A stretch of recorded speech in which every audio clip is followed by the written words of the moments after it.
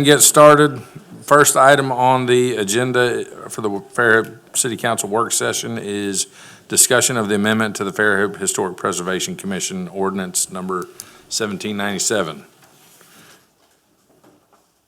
Chris.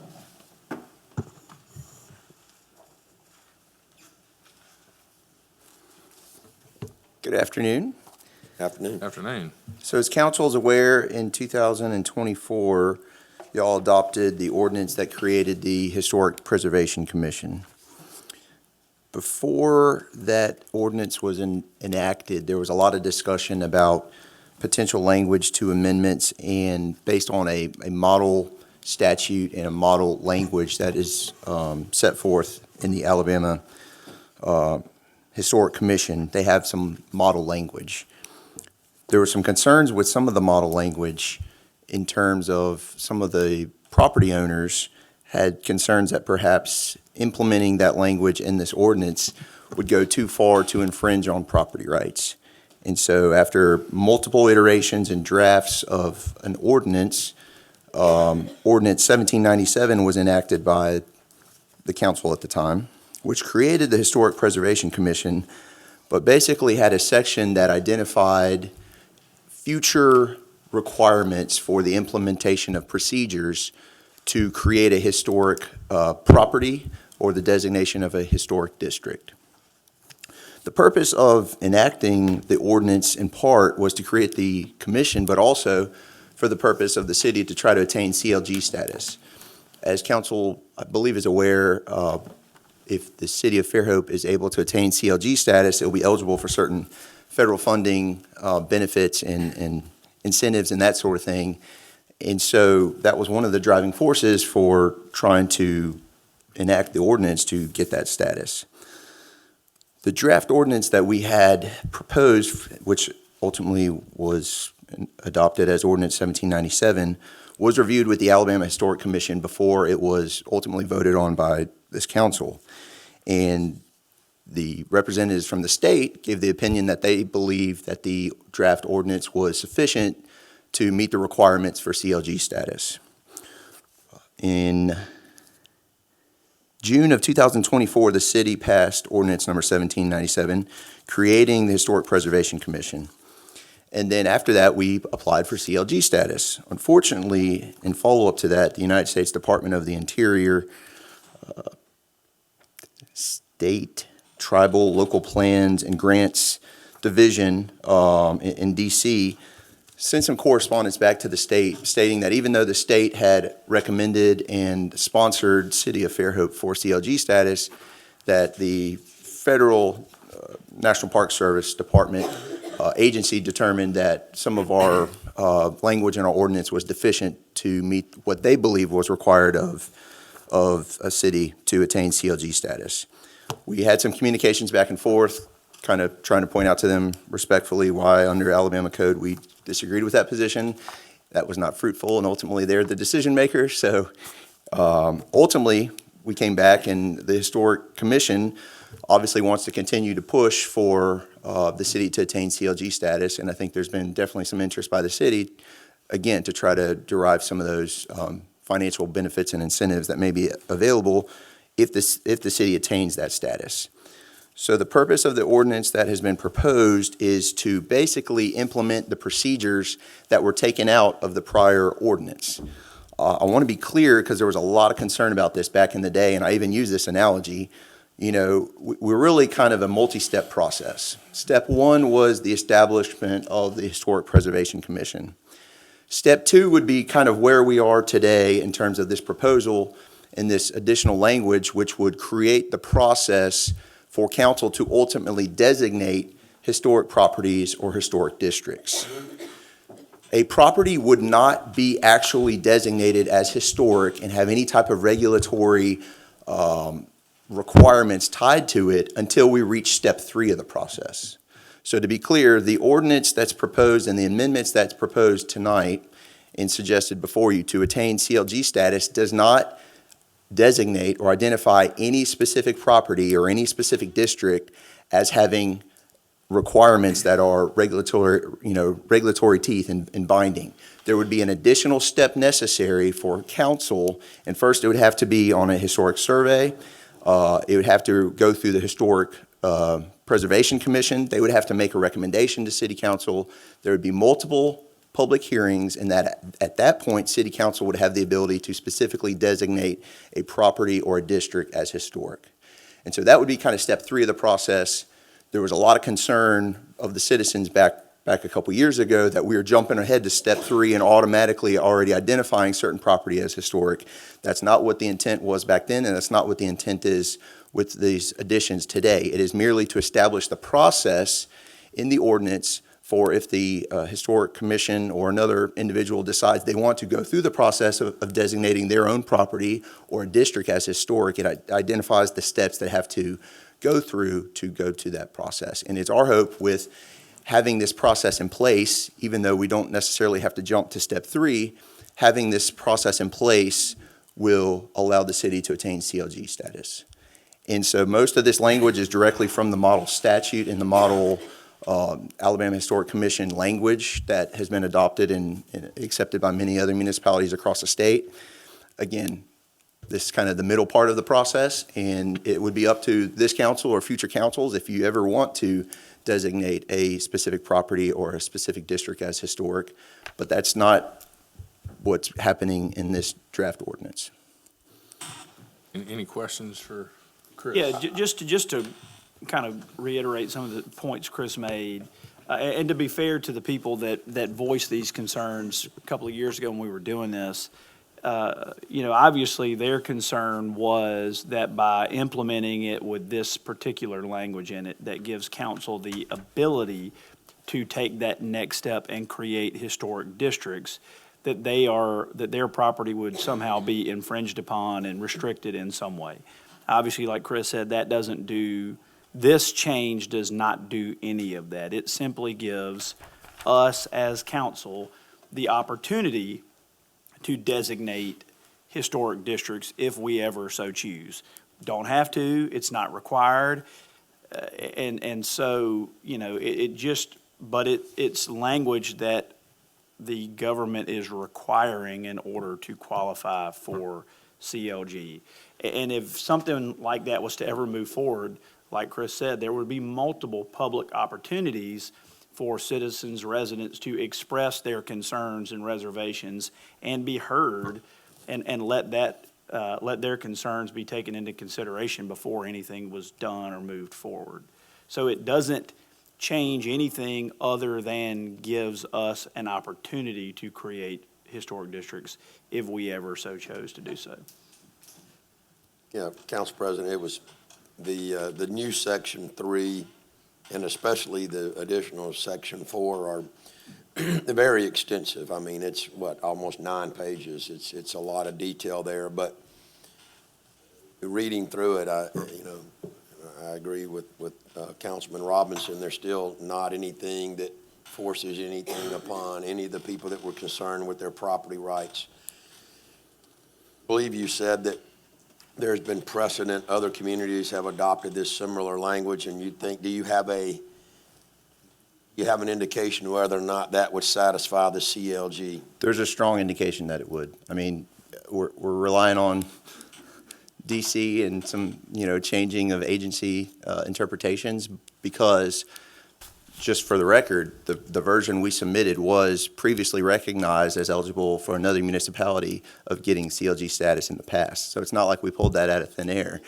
Prior administration had decided that that was sufficient to get CLG status, but for whatever reason, this time for our municipality, when we submitted it, they didn't like some of the language in there. So we had the state support, we had legal analysis under the state law, but the federal government decided our interpretation of Alabama law was not up to what it thought Alabama law said, and they make the decision, so here we are. Okay. Yeah, I mean, I do think for as many years as we've been talking through this and working through this, the one of the primary intents of even taking the step from going from committee to commission was the goal of obtaining CLG status, which would open you up to having the opportunity for grants and funding and things like that. So seems like this is the next step in what's going to be required. But again, no additional action necessarily being taken by this group, but it would be one step closer if there were future councils that would take action. But they could also always implement this on their own anyways, so. Yeah, I mean, that's the reality of it is, even if we weren't to take this step, a future council could take it and then And the next impose one, too. those Yeah. same restrictions. All right. Any further I questions, like, well, just conversation? for comment, if it comes up for vote, I mean, I thought it was fine. I think we should take the next step and adopt those changes. Be the modification to section 3 and the addition of section 4. Correct. It adds to the existing ordinance which created the Historic Preservation Commission and sets forth the framework for moving forward to designate a property or a district as historic. I think we should move forward. I'm here if there are any Good timing. questions. Thank you, sir. Thank y'all. All right. The next item up is a presentation for an Eagle Scout project for new trailhead kiosk and hole signs for Colony Parks, disc golf, and cost assessment by Bennett Sawyer, Troop 5087. And I'm sure many of y'all probably know Bennett Sawyer and his family. I see Megan and Ashton, his parents, sitting in the audience. His granddad sat up here for about 35 years, give or take. So good to have you here, Bennett. Thank you. Well, I came up to introduce him, but I think Oh, you covered it. I'm sorry. but I didn't mean to. That's okay. I just wanted to preface as well, he Sure. is one of 3 Sawyer boys who are working on their Eagle Scout project with the city. His oldest brother did the educational tree trail down by the beach. The middle brother, Wells, just recently finished up an Eagle Scout project at Colony Park, building that new fence for the one that had been decaying and falling apart. And so he's kind of there, or coming along to add to Colony Nature Park. And then I'll be here if y'all have any questions on the city aspect, funding. This is a project I've been wanting to do before he ever came looking for an Eagle Scout project. So it's something we have budgeted for this year, but he's here to present his findings and his cost assessment. Before I start, I just want to say thank you for letting me all be here today, and I just look forward to moving forward with the project. Okay, so the first part of the project will be we're going to install 18 white T signs and 18 red T signs to each of the 18 segments of the course. They will have distances and include a map of each of the segments. And with those together, that'll come around to a total of $1,500 for delivery and installation. The next part is we are building a kiosk sign, a trailhead sign for the course itself. That'll include just a map of the course, how to play, any additional rules.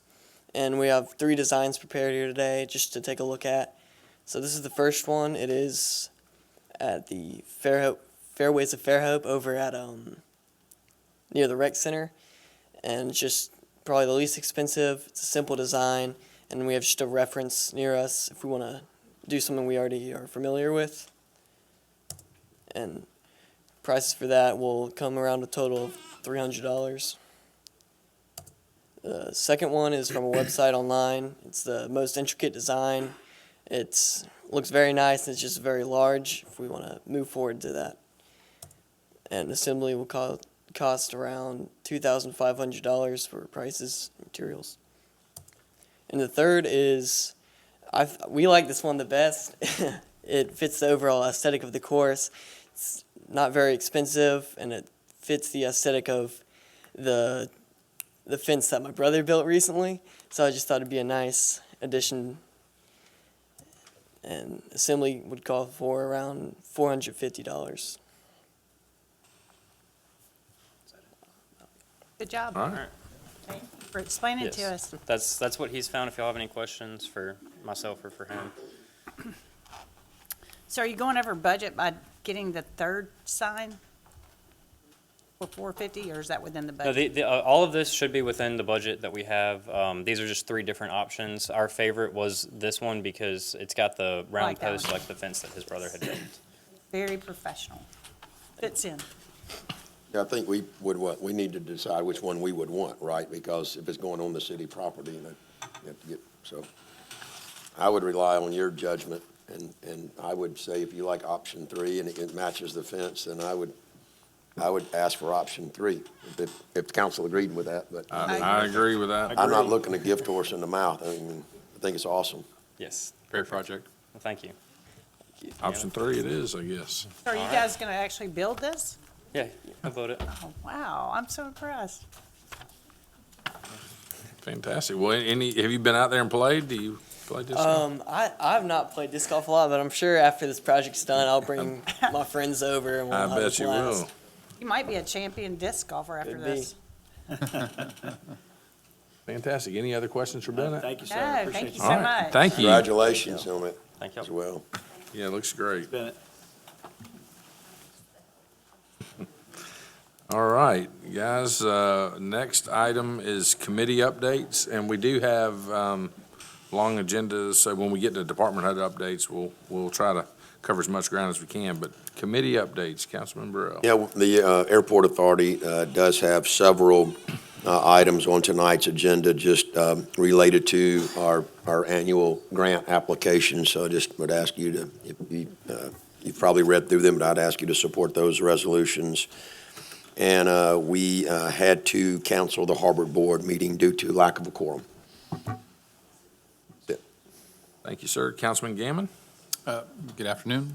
No updates, thank you. All right. Councilman Robinson? You just heard the update for historic preservation, and I don't have any other updates at the moment. Okay, Councilwoman so Wednesday, the Fairhope Friends will be sponsoring an appreciation brunch for all the volunteers for the library, and that's at 10 o'clock. And let's see, the next Monday, this is cute. They have the ribbon cutting to open up the new local authors area. So in this room, there will be all the books that local people have published inside this one little area. So I think that's going to be a lot of fun, and that's going to be 10 o'clock ribbon cutting at the library. And that's all I have. All right, let's see, we had a Public Schools Commission meeting, and they were, each of the principals was kind of going through their proposed expenditure of the 3 mil overlay money, and that's primarily being spent on teacher units, trying to really focus on intervention and driving test scores. Seems to be very well thought out, all their presentations. They really put a lot of energy and time into thinking through how to best use those dollars. I did have a chance to fill in for Councilman Burrell. He was out of town on the Airport Authority. Also a great group doing a lot of good work, and felt like they had a lot of good input and good discussion around their projects. And then my other committees meet later in the month. So that'll close it out for committees. Next up is department heads. And if you'll cover any agenda items while you're up here, that'd be great. Good evening. Hey, good evening. IT's got one item number 24 on the agenda. That's for that project where we're moving the dispatch and PD. This is just, it's a fiber install to hook up that new location to the network core. Price is $2,950. Number is 24. Any questions for Jeff on that? All right. Well, thank you. Enough, Jeff, thank you.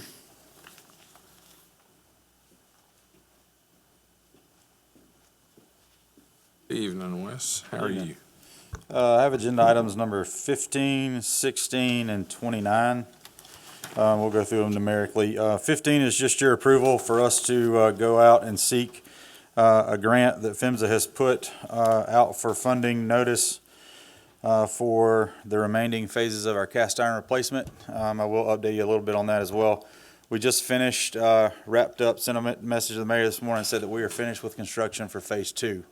So phase 2 is complete. Got a few asphalt patches to make tonight once business wraps up downtown, but all construction for phase 2 is complete. So. Well, I hope you get all the money. Give you you're that asking report. for. So this is just for you to give us an opportunity to go out and ask for $14 million from the government. So we'll Wes, facilitate. let me stop you. Sir? a minute. think I've asked you this question, but, and it's a compliment. I think everything's going really smoothly with that, isn't it? Yes, sir. It's, I know, yeah, where's I some wood jinxed to knock myself. on? It's a $5.5 million project that happened and really nobody knew about it. Right. When you guys ask us how it's going, it's got to be going good, because if it wasn't, you'd hear about it. That's kind of what I was thinking. And so I'm going to bring, hopefully their schedules work out. There's two guys who worked tirelessly behind the scenes, Kyler Crawley and Tristan Kennedy. Tristan's our project manager, who worked tirelessly on this project day and night. Hopefully they're before you at the next meeting, so that you can have an opportunity to show some appreciation to those guys, because they did a phenomenal job. I mean, phenomenal job. When you pull off a $5.5 million project downtown and had little to no bumps in the road, it's a testament to what they do. So hopefully they're before you at the next meeting to just show our appreciation to them. So they did a great job. Sure. On this grant, they do have $200 million for the first round, but they are allocating up to $1 billion over 5 years for PHMSA is for. So hopefully, if we don't get all of it the first round, we can continue to apply. And Yeah, we'll so get like it. on the Yeah. table right now, there's Yeah. $98 million to go get, Right, like so- just Got in Dane this on there? little section. Yeah, he's aware of it. He's Good. So I like our chances. met with Nicole a couple times. We're emailing some things back and forth to get all our information together, but we'll be able to facilitate this all in-house, so there's no expense to petition for this grant. So just needed your nod. I figured you wouldn't have a problem us going to ask for $14 million. And that's 100%. There's no match. So it's a great opportunity for Fingers us. crossed. Get to Item work, number Nicole. 16 is just some housekeeping. We've got to order some meters, and that's a budgeted item, and it's 20% under our budget. So that's item number 16. And then item number 29, highly contested item. We need to make an amendment to a shirt contract. In there, it didn't say that Oh, yeah, the back. to give us an opportunity to put our logo on the back. There's a reason we're putting our logo on the back. We do a lot of things that require us to go onto our customer's property, and having our logo on the back, we've done it with our safety vests in the recent past, and it's worked out really, really well. So when we're on there and they see us on their Ring doorbell camera or their security cameras, they see a City of Fairhope logo on the back of our shirts and the back of our vests. They say, hey, it cuts down on the calls of, hey, what are you doing in my yard? And so, but the contract didn't say we could put a logo on the back, so here we are petitioning you to allow us to put a logo on the back. That's You can put a logo on $1.25. But it does take Easy your enough. approval. So those are my three items, and a quick update on the completion of Phase 2 of Cast Iron. Any questions for Wes? To Councilman Burrell's point, any catchy slogans you're going to put on the back there? Say that again, I'm Any sorry. catchy slogans? No, just a seal. All right. Yeah. If you got one, though, we can put it on there. He What had is a good one. He'll talk to you Yeah? after. Okay, yeah. We'll get together after the meeting. Yeah, I'm sure you do.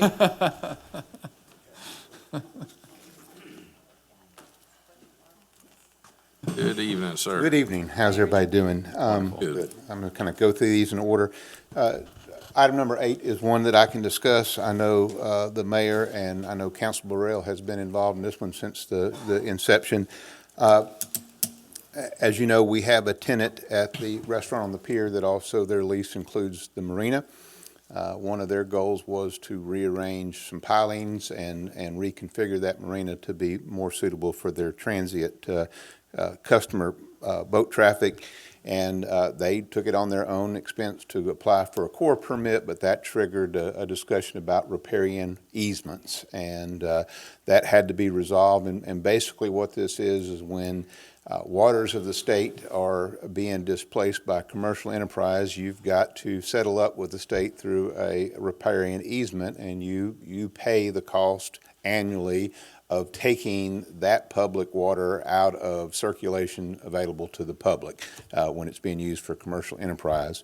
And so we went through a pretty long and arduous process where we did ask the the tenant to leave a few of the slips just to be open for any purposes. And you can see in the exhibit with the easement that those slips in the half of the marina slips on the very far west side to the north are not considered to be commercial slips and are just available to anybody that would need to tie up and walk the pier, visit the park, eat at the restaurant, whatever their business is. And this also includes the footprint of the restaurant and its deck as well, because that is areas or waters of the state that are displaced by commercial activity. So we're asking that you authorize the mayor to sign this easement agreement and also allocate the funding for this year of $8,021.75. And what we'll do is work with the treasurer for years going forward to budget amount appropriate in the park maintenance budget that we have for the North Beach, South Beach, and Municipal Pier Park, so that that money is designated and that we can come at annual renewal time and be able to get your approval to pay for that annual easement. And I'll be glad to answer any questions to the best of my ability. Who's going to provide signage? Pardon? Who's going to provide signage for the slips that people know they're public and not?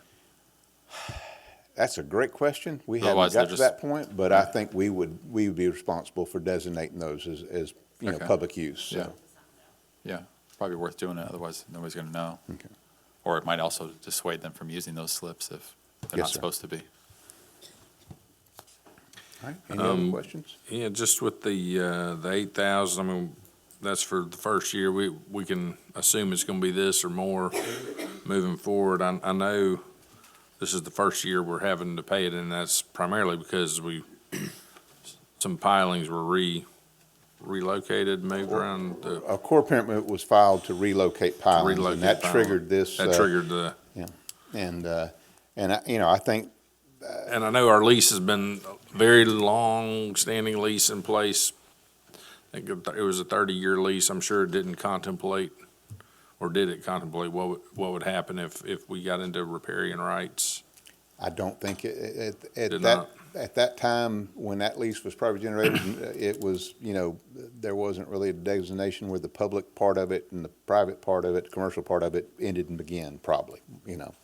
And riparian rights did come up, I think, in 2015, and I know when we were talking about the lease in 2022, because as a matter of fact, I pulled some notes today, we did discuss riparian easement, but there is nothing in the lease that would be a cost addresses it. share or anything like that. So because we own the pier, it technically would be our cost.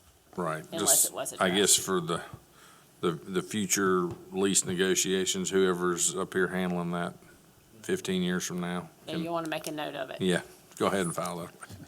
At least some shared costs, is that what you're hinting, Council President? I mean, perhaps. If you're utilizing the marina and get to run it, yeah.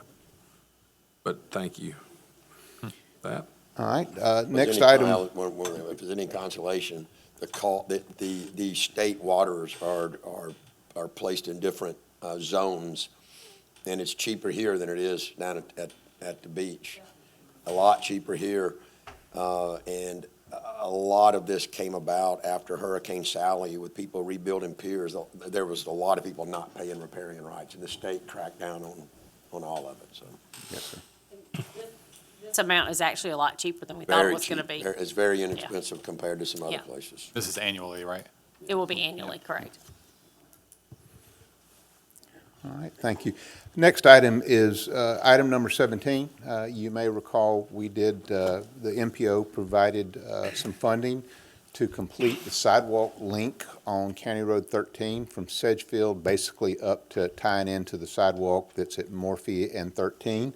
And so we finally got to the point where we've got an engineer that agreed to design it for the ridiculously low price of $25,000 because it is an ALDOT project that'll have to go through their plan sets, and we're asking you to award the contract to Sawgrass Consultings, and this is an 80-20 split grant with the MPO for that sidewalk, and we would like you to approve that not to exceed amount for the design contract.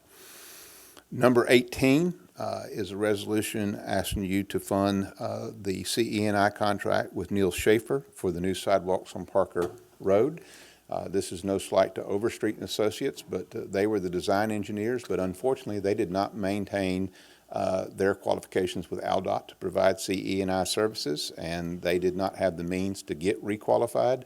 So we had to get somebody from the list that was. Neil Schaefer has handled the CE&I on the last TAP sidewalk project, did a good job. So we're asking you. And that also is going to work out to be an 80% funded, and we match 20% of that cost. And we'd like to award that contract to get that project kicked off. We have a contractor. You've already awarded the contract. He wants to have a pre-construction meeting and get going, so we'd like him to as well. I'd be glad to answer any question on those two engineering contracts. Do you anticipate using the other 49,000 left in that line? The problem is it's a grant. So, Oh, so it's a grant. so it's not like we get free money, meaning that all we're saving is 20% of that 49,000. Okay, so Understood. not Got it. 100%. Yeah. It will, and Councilman Gammon, on these type of grants, just like the MPO, we front the cost and then we submit for 80% reimbursement. Got it. So once we've either hit the max of the grant or got 80% back, then they keep the rest of it and do with it what Got they it. please. Yeah. So, Thank you. all right, thank you. Number 19, we've been working with the Nick Center on a couple of projects, and this is one we would like to get down during their shutdown this summer, and that is to fix the magically sinking porch on the west side of the building. And we're asking you to approve the contract with Cypress Coast Consulting for $8,961.25 to do the design of the repair of that, so we can get that out to bid. And I'll be glad to answer any questions. Also, when Richard mentioned the close down, they're going to be renovating the restrooms, so they are not holding any wedding events. I think July, August, maybe? July and August. July yes, and ma'am. August in order, and they'll have a portalette out front for regular patrons, but that's what he's talking about. They want to go ahead and get that deck addressed then. Makes sense. Number 22, I'm excited about. We're recommending that you award the bid to Roy Lewis Construction for the City of Fairhope's Hurricane Safe Room with a bid proposal not to exceed $1,891,800. If you recall, the FEMA budget for this was $2,740,000, so we're under budget. And I think there was 11 bids that were open on this project. Wow. So we're excited about that and excited to get going. And I'll be glad to answer any questions on that. Where is that going to be located? It is going to be on the east side of the parking lot of the Pecan Building. So, that green space between there's a gravel road, there's the Mardi Gras barns, and then there's the Pecan parking. It's going to be right there at the head of that parking lot, so. Explain to me what it's going to be for. Okay, so right now, we do not have a rated facility that our first responders for utility, public works can shelter in during a wind event, a hurricane event, or whatever. Right now, we have a policy where we shelter at home, and then we do the best job we can to come in to help start disaster recovery. This facility is designed to house up to 87, I believe, first responders, and really we can put more in there.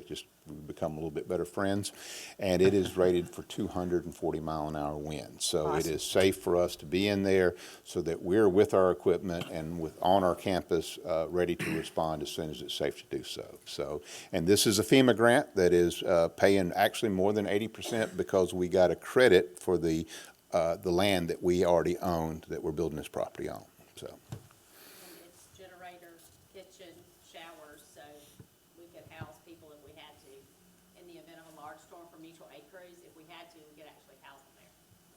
Sounds good. I think it's a fantastic location for it.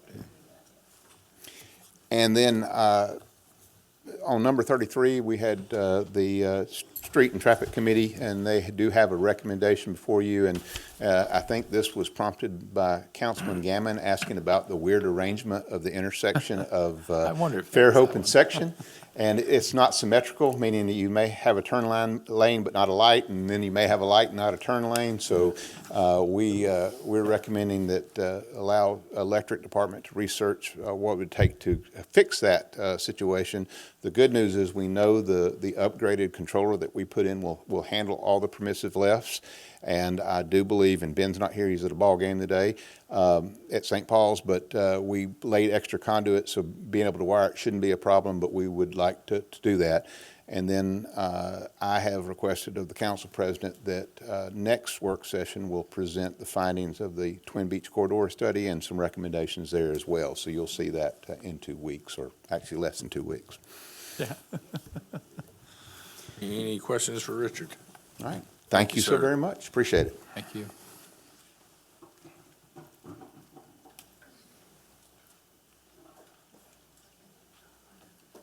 Hunter. Good evening. Council, agenda item tonight, and that's item 12. This is a relatively simple shared parking agreement. You approved when Starbucks was put into the parking lot at the, in front of Big Lots, there was a shared parking agreement for that shopping center. As you're probably familiar with, the Yak restaurant has been converted into 2 units. It tweaked the uses within the shared parking agreement, so that's in front of you today. Just to, any shared parking agreement has to be approved by the city council. So it's a minor change, but one we do ask to make on this one. And if I may, just another announcement. Gonna ask you about that if you didn't cover it. Yes, sir. So- We do have a special council meeting on next Monday, April 20th, to discuss zoning amendments. As promised in the public announcement, there has been an agenda posted online. We will get those out through our social media and email groups tomorrow. We kind of hit that late afternoon getting the agenda out, but did want to make that announcement tonight as well. And Council President, if you can mention it as we start the meeting. Absolutely. We'll make sure it's well advertised. Thank you. Thank you for your hard work on that. Sure. Hunter, are we still waiting for the, and I don't know the word, site plan or whatever, I thought this was going through the planning and zoning. Not, this parking made me think about that overall lot being, because it was divvied up, did it already go through? I don't remember voting on that. Because when the act was converted and weren't they asking for new things? Because I saw planning and zoning was talking about some tree coverage and shrubs. So you're remembering the multiple occupancy project that There we was go. reviewed and approved through the planning commission. Mm-hmm. One of those conditions was this shared parking agreement. That MOP does not come to the city council itself. Oh, it doesn't, okay. It did not just- have a site plan review Got it, associated with that. that's why. Thank There you. were some landscape improvements needed. Those have already been installed and reviewed by our Oh, okay, horticulture great. and planning departments for compliance. Thank you. You're welcome. Sir.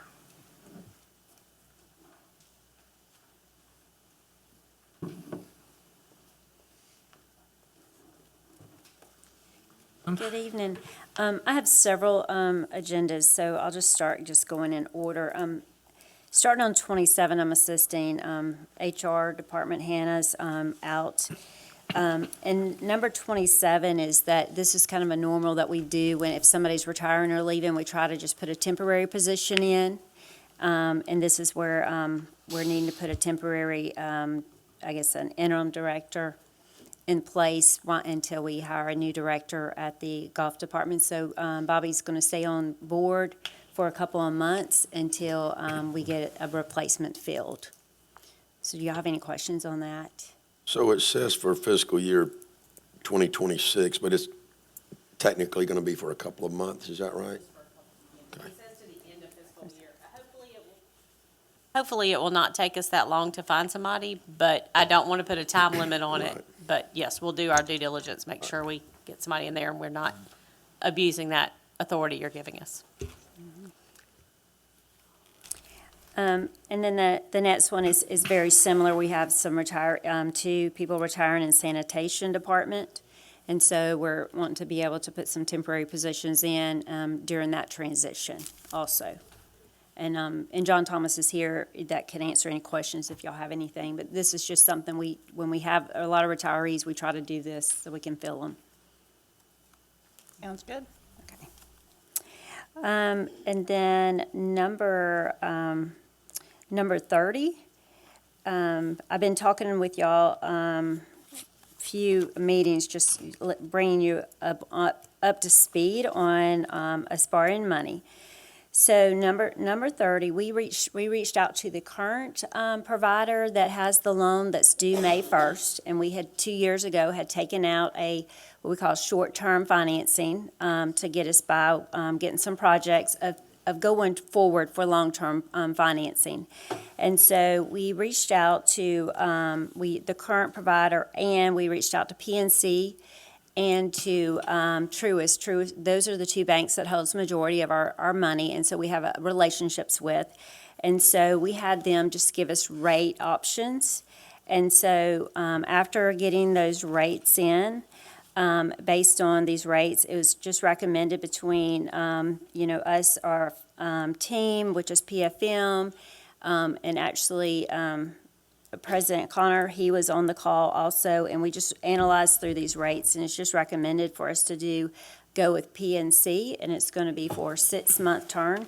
And then the plan would be that we pay off this, the 24 note. We've added an additional $5 million to get us through until we can do some long-term financing. I also put in your chair, actually at the table, so y'all can see where I am at right now. We have $15 million that we've already awarded in projects that are moving forward. You'll see just a little summary sheet. It's a summary, and then behind each page is behind each page is the water contracts, and the next page is the sewer contracts. So you'll know these are projects that you've already awarded. I'm trying to get money flowing, through those. And so this gives. I see what you did there. Yeah. So because the money we borrowed 2 years ago, we've already spent. And so I'm trying to cash flow those projects, but I'm going to, run out of money. So I'm looking at, there's a point that you'll see item number 21 is to reimburse ourselves before we can get financing. So if I'm going to come to you and say, hey, I'm totally out of money, we might need to borrow from general fund. This is going to give me a little bit of gap, but we're hoping to be able to go to market, bond market, within the next 6 months to be able to do a long-term financing. So I know that's a lot, so do y'all have any questions on this? And I'll just say, Webster was good to us and offered a fair rate. PNC and Truist both did better than that, and they were pretty close. So I think certainly for 6 months, hopefully this is kind of like a bridge to get us there. And we are, as a council, are going to have to decide whether we want to put it on an RFP, whether we want to select who we've previously used as bond counsel. Because basically, if we go the bond route, we're going to need to select counsel and then let them do a negotiated bond issue. Yeah, we would select an underwriter. Right. So we'd select our underwriter, and so that's going to be, a decision you're going to make. And at the same time, we can put another RFP out to bank and find out at that point what are the bank rates too. So there's some options, but this gets us, the rates spiked up a little bit with what's going on overseas, the war, and so that makes them unstable in the market. And so that's the reason I'm trying to push this off a few more months, and let's see where the rates turn out. And July may be a better time for us to actually go to New York, get rated, and be able to sell bonds. Any questions for Kim on any of those items, including the HR related? Thank you. Anything else? And number 32. 32, I'm sorry. Number 32. This has to do with just doing a transfer of budget. We've had some wells that have gone down this year and some repairs. And so we have, and sometimes we don't know if the repairs are going to go to a capital, if it rises to a level of capital, or based on if that pump's 3 years old, it's a repair. If it's, going to be an 8-year-old, a 10-year-old, they've already been fully depreciated, so it turns into a capital. So this agenda is just asking to move $200,000 from a capital account down to maintenance for the wells. Do you have any questions on that? Is there anything more we need to know about these wells? I kind of feel like this is thrown in there, and I don't feel like I know anything about it. Well, I got asked by the media about it. I said, I don't know what you're talking about. We've had we brought to you some agendas that have come through that was like a $50,000 repair. Y'all have approved it. We've gotten down to, we're out of money in that account, and you're buying chemicals and just regular routine repairs, but we've had several wells that y'all have approved the repairs on. And so what we budgeted for the whole year, we've used because we've had a few repairs. Some large repairs, let's just put those, large costly repairs. Okay. You have any more questions that I can answer for that? You're drawing down from the capital budget, so Yes. it's a net neutral. It's Yes, just we're those are not, different buckets. and this is what I have to tell them on water and sewer fund, we just can't come up here and say, oh, it's unbudgeted. We've got to pull money from somewhere. Only have so much cash, so we have to pull money from somewhere. So it means there's something else that may not be able to get done. And if y'all remember, that's one reason why we bought a submersible pump, like to put on the shelf. So we could pull a pump, put the submersible in, so the well doesn't go down. We're able to take that pump, send it off to, whoever we send it off to, and let them, look at it, and like Kim said, determine it hasn't met its life expectancy, can we repair it, those kind of things. So that's why we have to transfer the money, but it's, again, things that y'all have approved in previous meetings. If we got a well that we need to be concerned about that's particularly troublesome right now? We do not. Thank you. Who else?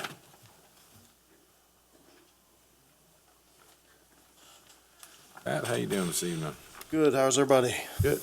Oh, I have item number 21 to start with. We're requesting an additional amount be added to the contract for pest control. We have a situation at one of our concessions where we're having a rodent problem that we need the monthly service to eradicate the rodents. They big. They always. Exactly. Item number 25 is to award the bid to Site 1 for Carbon Pro G, which is a carbon-based organic material that we will put in the soil pre-sod for the fields that we're building in Barnwell. And item number 26 is another product, organic fertility product that we'll be putting as a soil amendment pre-sod for those fields as well. And that's basically to give the plant everything it needs to get a good start. questions for Pat on that? No? Item number 34, the Recreation Board has asked for your approval to accept the master plan, basically, that Gonzalez Strength presented us with for the new property at 13 and 32. And that is so that firm can basically close out their contract with us. And I think everybody has had a chance to see the master plan. Questions for Pat on that? I mean, and that's just them wanting to kind of shut that down, wrap it up, move on. Right, it be doesn't done. That doesn't mean we have to. Correct. We're not adhere to moving it forward on 100%. anything at this time. It's just a master plan to show, what we could see in the future if we chose to. Sir, appreciate it. Thank you. Thank you.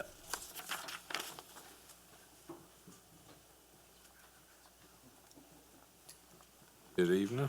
How are you What's up, doing, JT? John Thomas? Good evening. How y'all doing? Good. Good. Good. I have item 9 on the agenda. This is a resolution to get Kimley Horn to assist us with the US DOT Safe Streets for All implementation.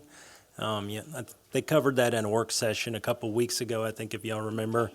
This is the design. They're going to do some conceptual designs, and do some cost estimates and whatnot for that grant. And then ultimately, Nicole will do the application for the grant. It's a pretty good pool of money in there for it, so we're kind of looking at some decent-sized projects as far as, we're calling it kind of the Fairhope corridor. There's been some discussion about what we call Bay Hill, but Fairhope Avenue going down to the pier there in South Mobile, that intersection there could really use an adjustment. And And then we've also, I know Richard has gone over the roundabout and some discussion on Ingleside and Fairhope Avenue, maybe a little roundabout there or something. These are projects that we're looking at maybe them designing and then maybe trying to go for. It's an 80-20 match for that, and this gets a $25,000 not to exceed to get them to do that. They just do all the technical, correct? Yeah, they're gonna give us basically the cost estimate and the pictures and everything and the conceptual stuff, and then hopefully that helps us sell it. They've done quite a few, so they've kind of got it down pretty well. They're pretty good at it. Right. Any questions on that? This is addressing how many of the projects? 'Cause it was like I don't know, It's- 15, 20 different projects on that list. So Yeah, this addressed 4 of it's- them? We're 10 of gonna them? see what we can get. We got a meeting with them. We're gonna be doing meetings. It kind of snuck up on us. So there's few of those projects we've actually already looked at. So we're gonna see kind of what we're gonna talk internally, and I'd be open with y'all about these projects and see, if there's anything that y'all would be interested in funding. I mean, it could be 2 million, it could be 5 million. It's really what y'all would be interested in stomaching for as far as that 80-20 match. So, they say that, There was a priority list too, I think, on Yeah, there for there us, was. and some of them we had already done. The roundabout was on that priority Right, list, yeah. which is already complete. Obviously, the Twin Beach corridor study kind of factors into this, that whole Twin Beach area from 98 all the way, basically to, past the high school into that Founder's Drive area, past there, actually almost at 13, I think. That area, the other thing is Ingleside and Fairhope Avenue. So there was already some priorities identified that That's we'll right. look at those first. So we're looking at the priority list already. Correct, we are. Wonderful. and I think Richard's going to cover that one at the next work session he was talking about. So that's another grant he might be going for. So we've got some major projects that maybe we can get some grant money and take care of a lot of them. So this is just one of the steps in that. Any other questions? That was great. Thank you. Then I also wanted to touch on 28, I believe, which is, I know Kim talked about it, but that is, I just want to give those two guys a shout out. They're retiring. Chris Smith, 15 years doing garbage, and Tyrone Davis, 18 years doing recycling. So shout out to them, and we appreciate y'all giving us a couple guys to get that. They do daily routes, so it's helpful to have somebody come in and learn the routes so that we don't skip a beat on our garbage and recycle pickup. So, So it's Chris and Tyrone that are retiring? yes, Thank you. yep. What's Chris's last name? Smith? Chris Smith, What's Tyrone's last name? Tyrone Davis. Thank you, sir. All right, Alan. Thank you. Appreciate it. Chief, how you doing this evening? Good. All right, so I have a few items on the agenda. We'll start with number 23, which is an MOU between the police department and Aaliyah for the ICAC, Internet Crimes Against Children's Task Force. This is just a 3-year renewal. Nothing's changed from the last one that we did in 23.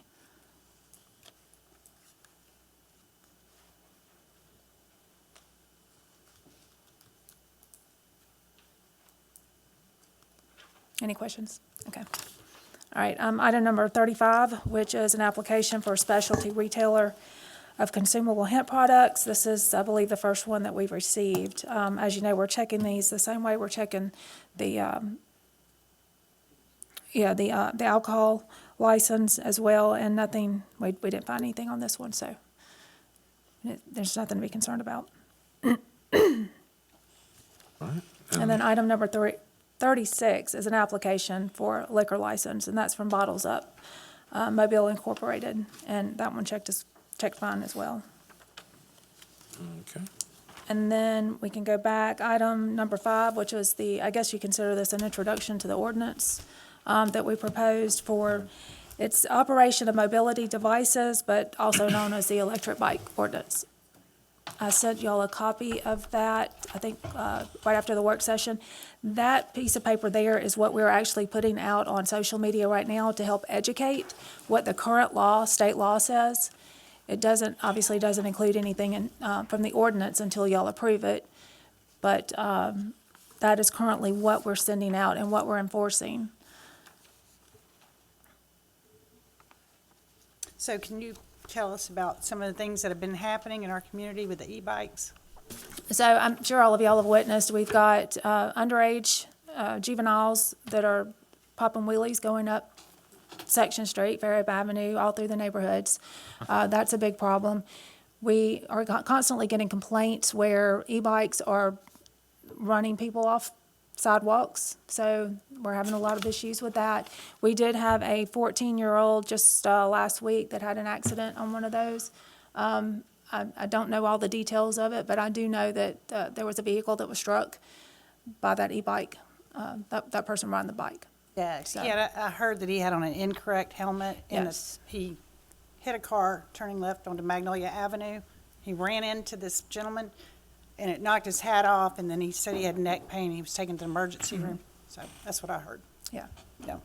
So the ordinance, one of the things we were asking in this ordinance is obviously proper helmet, but 18 and younger should be wearing helmets on these bikes.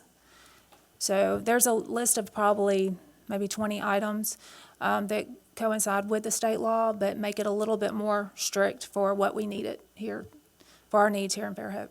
So is the biggest issue trying to address the ones that have basically done the illegal kit that gets it Yes, to run they're- faster? So what are you doing when you find one with that? You Well, that's- confiscating the bike or Yes, turning? we've actually towed 3 already. A couple of weeks ago, we towed them, Tony's Tow and towed them. This ordinance will allow us to impose fines and penalties through our court system, and it will allow us to impound the bike, bring it to the station, which allows us an opportunity to not only talk to the kid, but talk to the parents and educate them as well. Well, I believe if you live in the Fairhope community, every one of us have experienced them doing the wheelies. It's like Yes. the fad that they're doing right now, riding on the one wheel. Yeah, they're constantly pulling out in front of vehicles, they're not paying attention, and that's creating a lot of our calls as well. Is this something, I know ordinance is being introduced tonight, is this something that from just a safety perspective, we ought to consider moving forward, suspending with the rules and approving tonight, or does it not really make a difference waiting 2 weeks on it? I mean, Well. next do it week's fine? Next week. Okay, It'll be on the April that's 23rd right, yeah, meeting, not which will 2 be weeks. next Thursday. Okay. Okay. Well, You have thank any you, questions? Chief. We appreciate you. Thank you. Thank you. Thank you, Chief.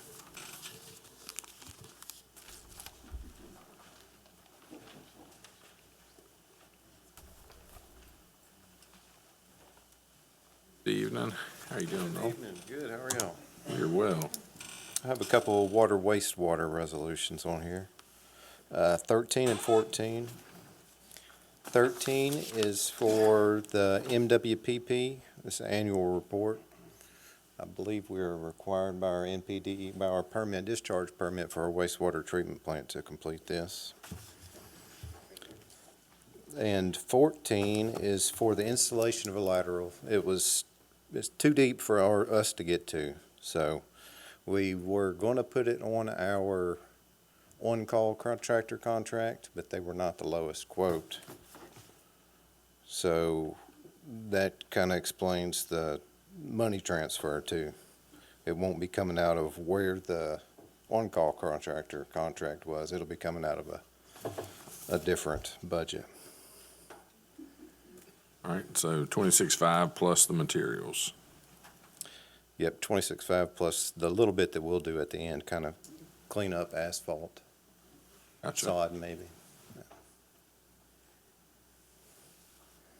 Any questions on those? Item 14, what would you say are the major takeaways? This is for first time seeing this one. How often is this submitted?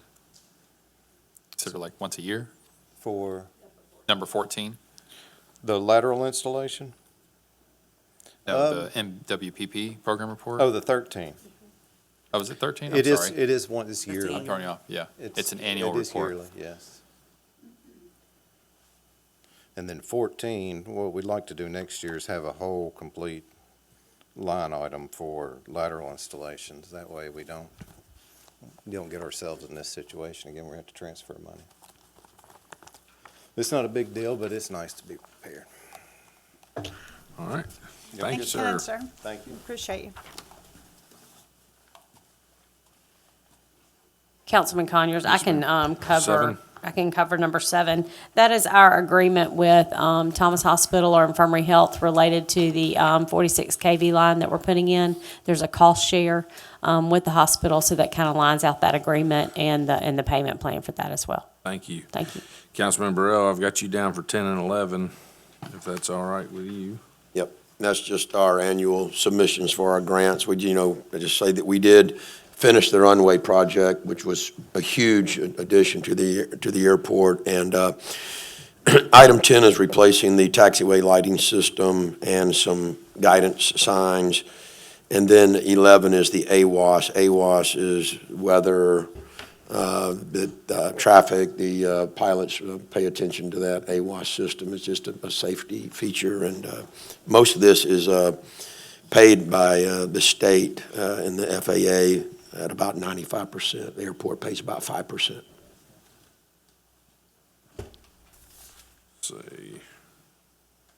Item 20, I know Paige is probably out for spring break. Fireworks? I can cover that. This will be, it's the same amount that we budgeted last year for July 4th fireworks. Excited about July 4th this year because obviously we'll be celebrating the 250th anniversary of, our democracy here in the United States. So excited about that, and hopefully we'll have some special things planned. But the budget did not increase. Okay, well done. Let's see.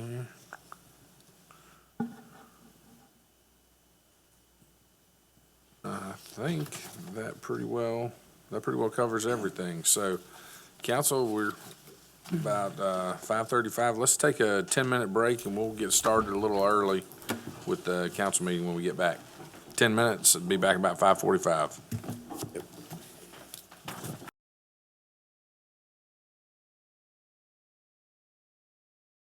Go ahead and get started with tonight's city council meeting. Before we get started, we've got the Reverend Michael Precht from Fairhope United Methodist Church, who's going to open with a prayer, followed by the pledge. Let us pray. God of us all, we give you thanks for the work that will be considered, for the lives it will affect, for the plans that will begin, maybe in small ways, with a vote or a conversation, and plant the seed for prosperity in our community years and years down the road. We give you thanks for serious people who take this job seriously and commit themselves to taking these decisions seriously.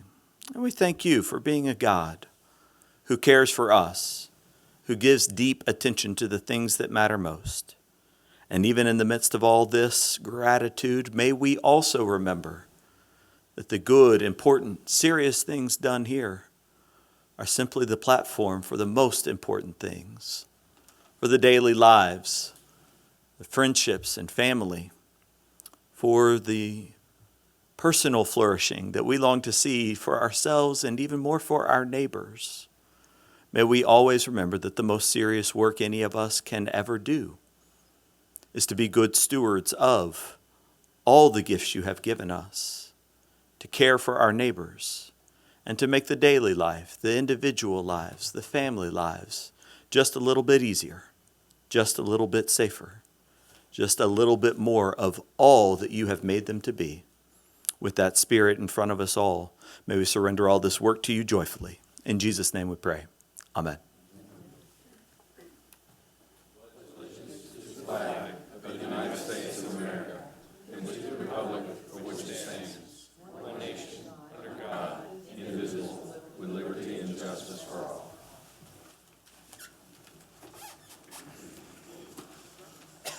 All right, council, the first item of the evening will be to approve the minutes of the March 23rd regular city council meeting and the minutes of the March 23rd work session. I'll see. We got a motion and a second. Any comments, any deletions, adjustments? All right, hearing none, all in favor of the minutes, please say aye. Aye. All right, motion passes. Mayor, your report. Thank you. It's proclamation night. I know y'all are happy to hear that, so y'all can hear me read the whole time. But we have several proclamations tonight. But before we do that, just want to remind everybody that this weekend is Earth Day. Earth Day Mobile Bay will be back on the south end of the pier, which we're excited to have them back. And also, it's a community shred event also going on. So if you want to find out more information about that, you can do that on our social media channels. But excited to be able to celebrate Earth Day. We also have the fire department open house this weekend between 10 and 1 at the Thompson Hall Fire Station. Come out and learn more about the fire department and hands-on activities. So that's going to be really exciting. So a couple things to do. I'm going to call up Nikki Whitaker. Nikki, you want to come up? First proclamation we have is Child Abuse Prevention Month, and Nikki provided us all with these little blue ribbons to remind us. Come over here. Come over here. So again, Nikki has been with Baldwin County Child Advocacy. Is it no Baldwin County?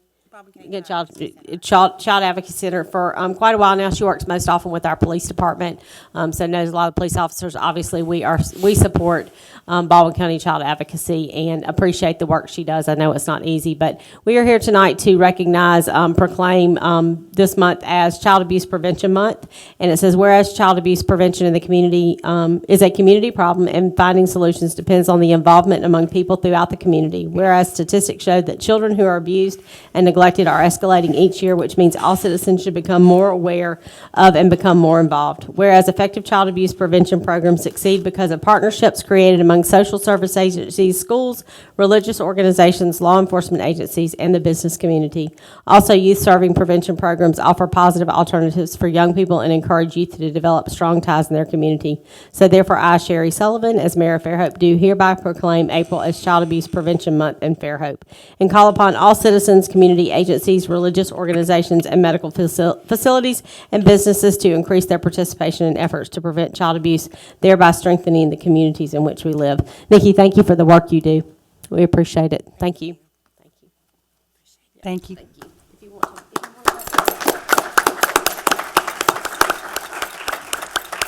So, and we also have tonight several of our dispatchers here. Ladies, they're there in the back. The chief's going to come up, and we are also going to proclaim National Public Safety Telecommunications Week. We all know when you have an emergency, it starts with dispatch.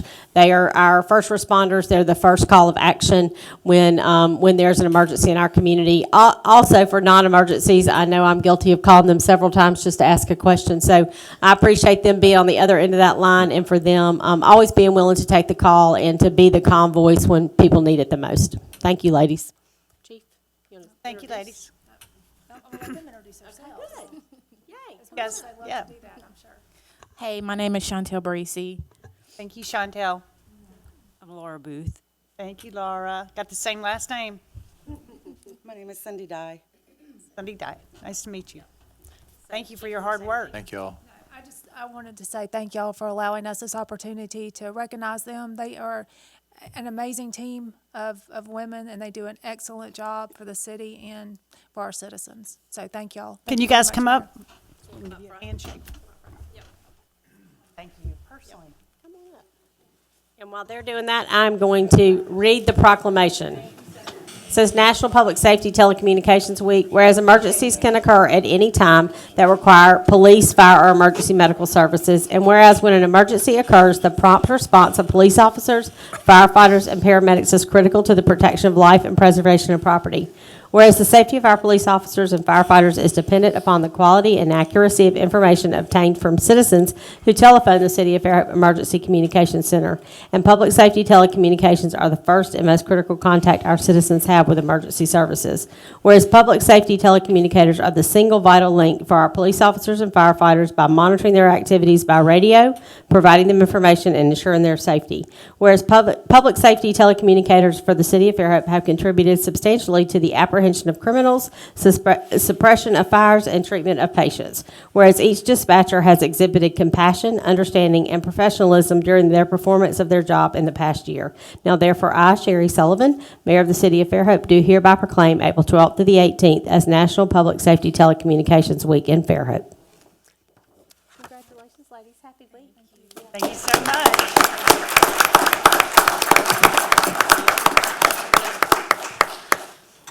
Okay, one more, a couple more, actually.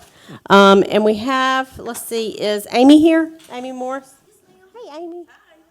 So, Amy is here for its blood donation, or no? Donate Life, organ donation, which I'm an organ donor. So it's on my driver's license. That's right. And actually, I just want to give a shout out to, we had a former employee who retired about 2 years ago, Brad Dayton, who passed away in a car accident last week. And he was an organ donor, and there was just a post about him. And Brad served in the 1165th Military Police Company. He was a 25-year employee for the city of Fairhope, and obviously he's got public service in his veins. And so knowing that he was an organ donor does not surprise me, continuing to give even in death. So something that everybody should do. It says, whereas the act of donating an organ, tissue, marrow, or blood is recognized worldwide as an expression of compassion to those in need, a single individual's organ donation can save up to 8 lives, and a single blood donation can help 3 people in need. Whereas today, more than 100,000 people in the United States are waiting for a life-saving transplant, including over 1,200 in Alabama. One donor has the potential to save and heal up to 75 lives through organ, eye, and tissue donation. Whereas since 1988, hundreds of thousands of transplants have occurred in the United States, and millions of lives each year are saved and healed by donations of organs, tissue, marrow, and blood. Now, therefore, I, Sherry Sullivan, as Mayor of Fairhope, do hereby proclaim April as Donate Life Month in the city of Fairhope, recognize the importance of organ donation, and reminding residents that they can sign up to donate on the Donate Life Alabama registry when applying for renewing their driver's license or ID cards at the Alabama Department of Motor Vehicles. Thank you, Amy. Thank you. I appreciate it. Thank you very much. Thank you.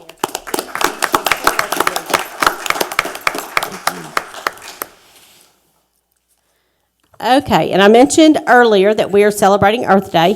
One of the things that we do every year in conjunction with Earth Day is that we hold a contest for our local students, an anti-litter campaign and recycle poster contest. And this year, Sophia, and I'm not going to try to say the last name, Sophia, where are you? Okay, you want to come up here and come up here and see me for a minute? Come on.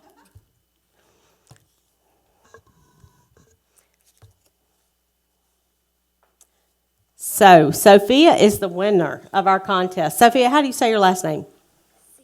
Semish, okay? And she moved here a year ago from Germany, and her teachers had given her glowing reviews and shared that she is a stellar student. So, can you show them all your design? You want to show the council your design? Yeah, you got to bring it up. You see that? You want to go up there? Let them see it. Let us And see she it. has it on the back of her T-shirt, which we're all excited about. And she is, so every fifth grade student throughout our school system have received this T-shirt, and they're able to wear them on Fridays, and we'll be wearing them around this weekend.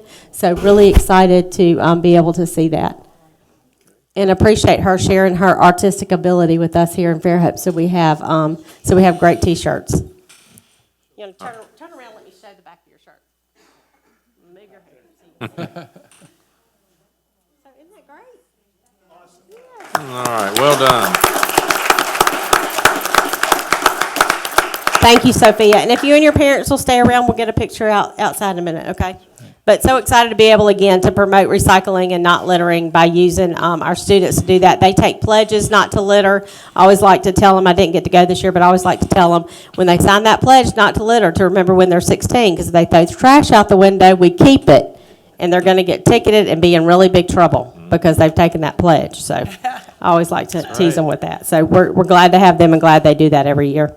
And so I have saved the best for last, maybe. Sorry, ladies, everybody else I talked about. But Lori DeBose, can you come up? So most everybody has heard that Lori's retiring. And although we don't like that, we know she deserves it. Right, Lori? Right. She does. She deserves it. But I told Lori the other day, I said, Lori always asks the hard questions. For those of us who've been on the radio, I know she goes down the agenda, she looks for the big ticket items, the, $500,000 things that she fusses at us about. She asks the hard questions. I told her sometimes she was the voice that we needed because we can't always say the things that we want to say, but Lori sometimes will be our voice when we need it. She's there to hold us accountable, make sure that we're being transparent. Again, always looks for the big numbers, and she's just always been a friend, which I really appreciate. Like I said, sometimes she's my voice when I don't necessarily have one, right? Or I can't say what I need to say. So, but we were just talking in the back, and Lori was saying, 23 years ago, she remembers sitting at the media table, which I remember. We used to have a table right here. When we took it away, it was a big deal because all the media got to sit at a table. It's when they wrote on tablets. And or they had recorders sitting there or whatever, so they wrote on tablets so they could go back and file their stories. And she was saying she brought her kids with her, and they would sit out in the lobby and eat their McDonald's with the police officers. So it used to be, this is when we only had maybe 5 people behind us. So it was a different time then, right? Different time. So I'm going to read this, and I'm going to give Lori a chance to say a few words. It says, proclamation, Lori DeBose Day. We're going to proclaim you your own day today. That's right, April 13th. Lori DeBose has held a career in broadcasting for nearly 47 years, serving the last 23 at WABF in Fairhope, where she became fondly known as the voice of Fairhope. And just yesterday, my daughter heard her speak, and she went up to her and she said, "Are you Lori?" Because she's not really ever met Lori. Whereas Lori has been a fixture in the Fairhope community at WABF as a radio announcer, MC, host, interviewer, and public communicator, as well as her leadership roles throughout her career. Lori is also the voice for the city of Fairhope because anytime we need an MC, she's my go-to girl.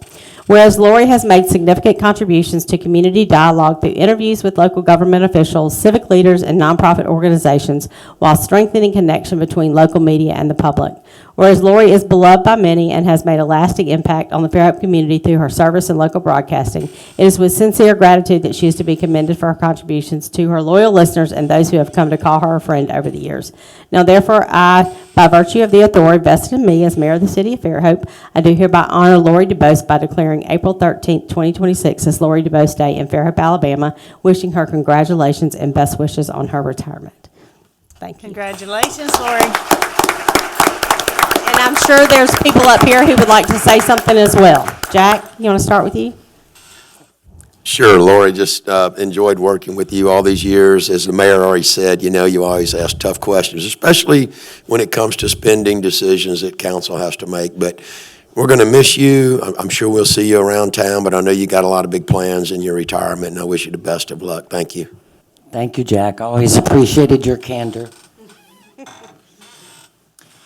Lori, haven't interacted with you as long, but 2 campaigns, very beneficial, and government can operate well without an engaged press. So thank you for keeping that light burning for everyone here. Thank you, Joshua. Yeah. Lori, always appreciated the time I got to spend with you on the radio, but outside of the radio, your involvement in the community. I hear your voice, and I think of you emceeing all the events that we've had around the city. And we're just incredibly appreciative for all that you've done for us, for sure. Thank you, Jay. You're welcome. And I'll still be glad to MC some things if you need it. Well, that makes me feel better. Yeah, because I'm sitting here looking at you and thinking, how did the time fly like this? We've been good friends, raised our kids together, and I just want to tell you, I know your mom and dad would be really proud of you. Thank you, Andrea. I love you. Well, and I just want to say thank you for your service to the community, to the broader community. I always thought you were fair and balanced and enjoyed being on the radio with you. And like Jay said, certainly always think of you at the tree lighting event as being the MC for that. And I would love to know what you got on tap for retirement. What fun thing are you doing first? I'm going to do some home improvements and travel and camp and go see my grandkids and my kids that live out of state. Fantastic. Gonna shop at Greer's. I do that anyway, right? I know. Thank you, everybody, so That's our much. business. It's been very special. Thank you.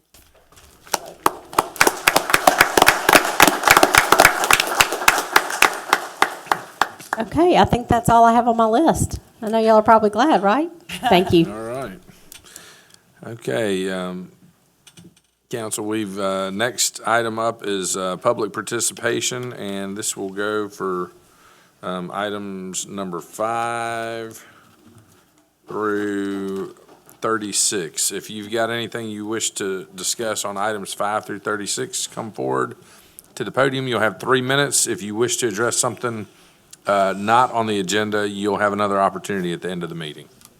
The floor is open.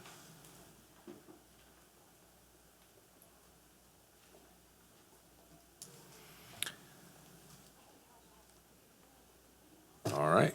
Seeing no one, we'll go ahead and close the floor for public participation, and we will move on to council comments. Councilman Burrell? Yeah, I'd like to recognize the Boy Scout in the audience today. Would you like to stand up and introduce yourself? Are you working on a badge tonight or something? Could you tell us about it? Come on up to the podium and tell us if you'd like. No pressure. Well, that's why they say be prepared, right? I'm working on my communication merit badge for my life rank. Okay. All right, excellent. Trying to take notes for any points made here. Very good. Hopefully we make a Get couple. points for being here? What is it? Get points for being here? It's a requirement for my communication merit badge. Can you tell us your name, buddy? Jackson Triplet. All right. Well, thank you, Are you Jackson. enjoying this meeting? Are you sure? Putting him on the spot now. Thank you, Jackson, for being here. Good luck on that badge. I have no further No further comments. comments. All right, Councilman Gammon? See who I want to call in the audience. No, I don't have anything else. Just thank you to Lori and the others, and great recognition from the mayor. And no other comments. Thank you. All right, Councilman Robinson? No comment. I just want to say again that Monday at 10 o'clock, the ribbon cutting at the library it's a new area called Local Authors. And I think it's going to be a kind of a fun area because it has all of the local authors that have come in and published their books from Fairhope. And they're going to have all of those books throughout the history in that little area. So I think that's neat. All right, thank you. I don't have any additional comments at this time, so we will move on to the rest of the agenda. Item number 5 is an ordinance amending the City of Fairhope Code of Ordinances, Chapter 20, Traffic, Article 1, in general operation of mobility devices. Would someone like I'll to introduce the ordinance, please. Thank you, Councilman. And Chief went over this with us. This is basically the ordinance that would address bikes, e-bikes, electric scooters, mopeds, motorcycles, and scooters. Does anyone have any questions for the chief? Oh, she stepped out. She stepped out, but Or any comments She can come back. I amongst think what would ourselves? be helpful is just to, she had this great image. This brings us closer to, I believe, e-bikes being treated the same as electric scooters, but also maybe another city that we can reference ourselves, just so folks outside know that we're not just grasping at straws, pulling it from things from thin air here. Yeah, I think it's very important that we have this ordinance. We've got to calm everything down. It's been wild seeing the kids riding around on these e-bikes on one tire. Somebody's going to get hurt. Somebody just did get hurt. We had said earlier, a young man ran into a car and his helmet flew off and he had to go to the Thomas Hospital. He complained of neck pain. So this is not a joking matter. This is serious. Yeah, we're not trying to take away the fun. We're just trying to protect people. Yeah, So, we want to protect us. so this council will lay over until the next meeting, which, as a reminder, is not 2 weeks on Monday. It's about a week and a half on a Thursday. So just putting that out there for the public. All right, we'll let that lay over. Next item is an ordinance to amend ordinance number 1797, codified as Chapter 2, Article 3, Division 8 of the Fairhope Code of Ordinances to provide for the process for designation of historic properties and historic districts by the Fairhope Historic Preservation Commission to enable the city of Fairhope to attain certified local government status, CLG status. Introduce the ordinance, please.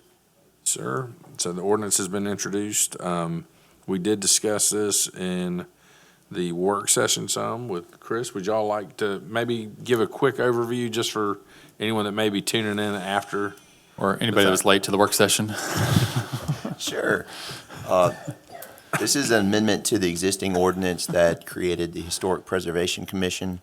The intention of this amendment is to attain CLG status We previously submitted with the recommendation and support from the state Alabama Historic Commission for CLG status, but the federal agency came back and requested or directed us to include in our ordinance the steps for implementation of the historic properties in historic districts, which the agency believed was required to attain CLG status. And so, as I explained in the work session and kind of a discussion we had a couple years ago, the first step of the process was creating a historic commission. That's kind of step one.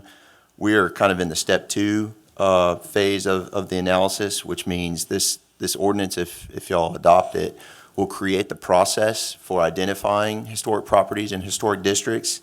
It does not identify or name any specific property or any specific district as historic, and it has no regulatory effect in terms of requiring anything from any property currently in the city of Fairhope.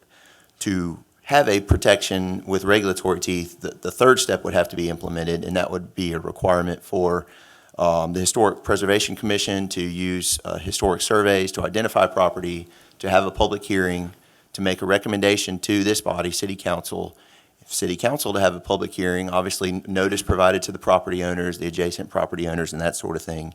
And the City Council would have to pass a separate and additional ordinance to designate any property as historic or create any historic district. And so that would be step three of the process.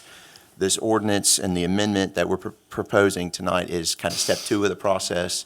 But based on the concerns that were raised a couple years ago, I just think it's important to reiterate this does not create any historic properties. It does not designate any historic districts. It is simply setting the framework for the process if in the future this council and the Historic Preservation Commission want to try to make that next step. Thank you very much. Council, any comments on that? All right, well, this item also will lay over until the next council meeting, so thank you. Thank you for being here, Chris. Item number 7 is a resolution that the city council grants public lands and things of value in aid of or to the Gulf Health Hospitals, Inc. for the purpose of promoting the economic development of the city of Fairhope, and the mayor is hereby authorized and directed to execute, deliver, and cause the city to perform the development agreement pursuant to the resolution. Mayor was going to cover that. This is basically, folks, this is in regards to oh, there you are. Ready? You ready?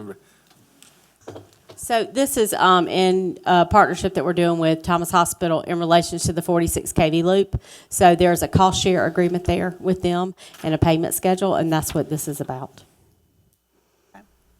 Any questions for the mayor on that? You know, I just want to make an observation. You know, there's an estimated cost of roughly 1.8 million. That's correct. And the hospital has agreed to contribute the majority of that, of $1 million, and I appreciate that. But what happens if the estimates come back a lot higher than we estimate, and we wind up paying a lot more? So we don't have a fixed cost; they do. That's right, and really we're pretty far along, to be honest, in the process because this has taken a while to get this done. We had kind of agreed to this amount verbally, so we pretty much know that the costs are fixed. Not really fixed, but we're so far along. You feel really good about that estimate? We are. We're so far along that we feel really good about it. Okay. Yes. Yeah. So. And again, we appreciate everything the hospital does and so happy to hear about the expansion that they're doing. But again, we never anticipated them growing towards Morphe or Ingleside when we decided to put that 46 kV loop. It was already planned. So when they came to us with the desire to expand towards Morphe, we had to have specific clearance for those lines. So that's in their partnership with putting those underground. Also enables them to possibly in the future be able to expand at 98 and Morphe, and that's why we're taking that all the way down Morphe across 98 to give them also the opportunity to expand further if they needed to. I think we're very fortunate, in my opinion, to have the quality of health care we have for being a relatively small town. Yeah. So, council, anyone like to make a motion on this or any additional questions or comments? I'll make a motion to approve. I'll second. Got a motion and a second. Any further discussion?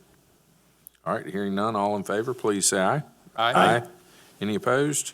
All right, motion passes. Item number 8 is a resolution that the city council hereby authorizes Mayor Sherry Sullivan to execute a riparian easement of the state-owned submerged lands riparian number 25-12-14 from the State of Alabama Department of Conservation and Natural Resources to the city of Fairhope relating to the state-owned submerged land more particularly described in the riparian easement, and hereby authorizes appropriate funding of $8,021.75 for the first year of the riparian easement fees. So moved. Got a motion Second. and a second. Any discussion? All right, hearing none, all in favor, please say aye. Aye. Any opposed? All right, motion passes. Item number 9 is a resolution that the city council approves the selection by Mayor Sherry Sullivan for professional consulting services for RFQ to assist with the US DOT Safe Streets for All SS4A implementation grant funding program to Kimley Horn and Associates. The Mayor Sherry Sullivan is hereby authorized to execute a contract with Kimley Horn and Associates with a not-to-exceed contract amount of $25,000. I make a motion to approve. Got a motion? Second. And 2 seconds. Any further discussion? All right, hearing none, all in favor, please say aye. Aye. Aye. Any opposed? All right. Item number 10 is a resolution that the city of Fairhope hereby authorizes and approves the grant application for fiscal year 2026 airport infrastructure grant funds to replace taxiway lighting system and guidance signs reimbursement phase 1 at the H.L. Sonny Callahan Airport, and authorizes Mayor Sherry Sullivan to sign the application, any related forms or documents on behalf of the city of Fairhope. The mayor is hereby authorized to execute an appropriate grant agreement with FAA without further action on the part of city council. So moved. Got a motion? Second. And a second. Any further discussion? All right, hearing none, all in favor, please say aye. Aye. Any opposed? All right, motion passes. Item number 11 is a resolution that the city of Fairhope hereby authorizes and approves the grant application for fiscal year 2026 for the Airport Improvement Program grant funds to replace the AWAS system at the H.L. Sonny Callahan Airport, and authorizes Mayor Sherry Sullivan to sign the application and any related forms or documents on behalf of the city of Fairhope. The mayor is hereby authorized to execute an appropriate grant agreement with FAA without further action on the part of city council. So moved. Got a motion Second. and a second. Any further discussion? I want to make a clarification. I believe earlier I had stated in the work session that the airport authority would pay 5% of that cost. It's actually 2.5% of the cost. The FAA, instead of their typical 90s, paying 95%. State will pick up 2.5%. Thank you. Thank you for adding that. Yeah. All right, and they also did a lot of tree trimming and clearing so that system would be more receptive. They said it had not been as functional before just because of the tree cover where that is set up in the airport. So much better reception now. So anyways, all in favor of that resolution, please say aye. Aye. Any opposed? All right, resolution passes. Item number 12 is a resolution that the city council hereby approves the First Amendment to the Shared Parking Facilities Agreement concerning Eastern Shore Village Shopping Center pursuant to Site Plan 2203. And that's where the Yak is now split into 2 parcels and needs a shared agreement amongst everyone there for that to move forward. A motion to approve. Got a motion Second. and a second. Any further discussion? I just want to point out, and I don't believe Hunter said it in the work session, but that it does still meet the parking requirements of those businesses. So I'll just point that out. And we were able to get some better hedging plant material, right? Through this process. It's going to be prettier. All right, any further discussion? All right, hearing none, all in favor of the motion, please say aye. Aye. Any opposed? All right, that passes. Item 13 is a resolution that Mayor Sherry Sullivan is hereby authorized to inform and submit the Municipal Water Pollution Prevention Program Report for 2024 to the Department of Environmental Management. So moved. Got a motion Second. and a second. Any further discussion? Mayor, anything you want to highlight from the report? This is The MWPP is a report that we have to do yearly that talks about any bypasses or overflows that we've had. So it's just really a comprehensive report of things that have already happened. So no, nothing specific. And it's much shorter than it used to be. That's the highlight I was hoping to hear. That's the highlight, that's Yeah. right. Much shorter than it used to be. That's good. Thank you. All right, all in favor of that resolution, please say aye. Aye. Any opposed? All right, motion passes. Item number 14 is a resolution that the City of Fairhope approves the award of the request for quotes for labor and materials for the 365 Mershon lateral installation to Balcon for a not-to-exceed project cost of $26,500. This public works project will be less than $100,000 and therefore does not need to be formally bid out. Authorize the treasurer to transfer $30,075 from wastewater maintenance collections to wastewater system improvement collections in the fiscal year 2026 budget. The requested transfer includes materials to be provided by city in the estimated amount of $3,575. So moved. Second. Motion and a second. Any further discussion? Yeah, I don't want to talk on every item tonight, but I want to give a shout out to the staff for getting the quotes because we could have used our on-call contractor to do this, and they went ahead and got quotes and got a lower price, so good job. Thank you for pointing that out. All right, all in favor of that motion, please say aye. Aye. Any opposed? All right, motion passes.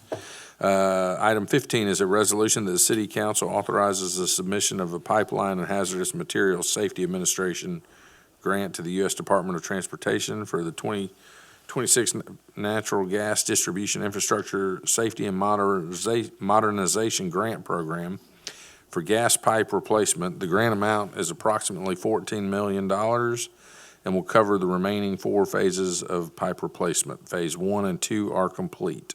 And Wes gave a big shout out to Tyler and Tristan, so I just wanted to point them out tonight that he said they've been on top of this this second phase all the way. And if we can get $14 million, that would be fantastic. So moved. Second.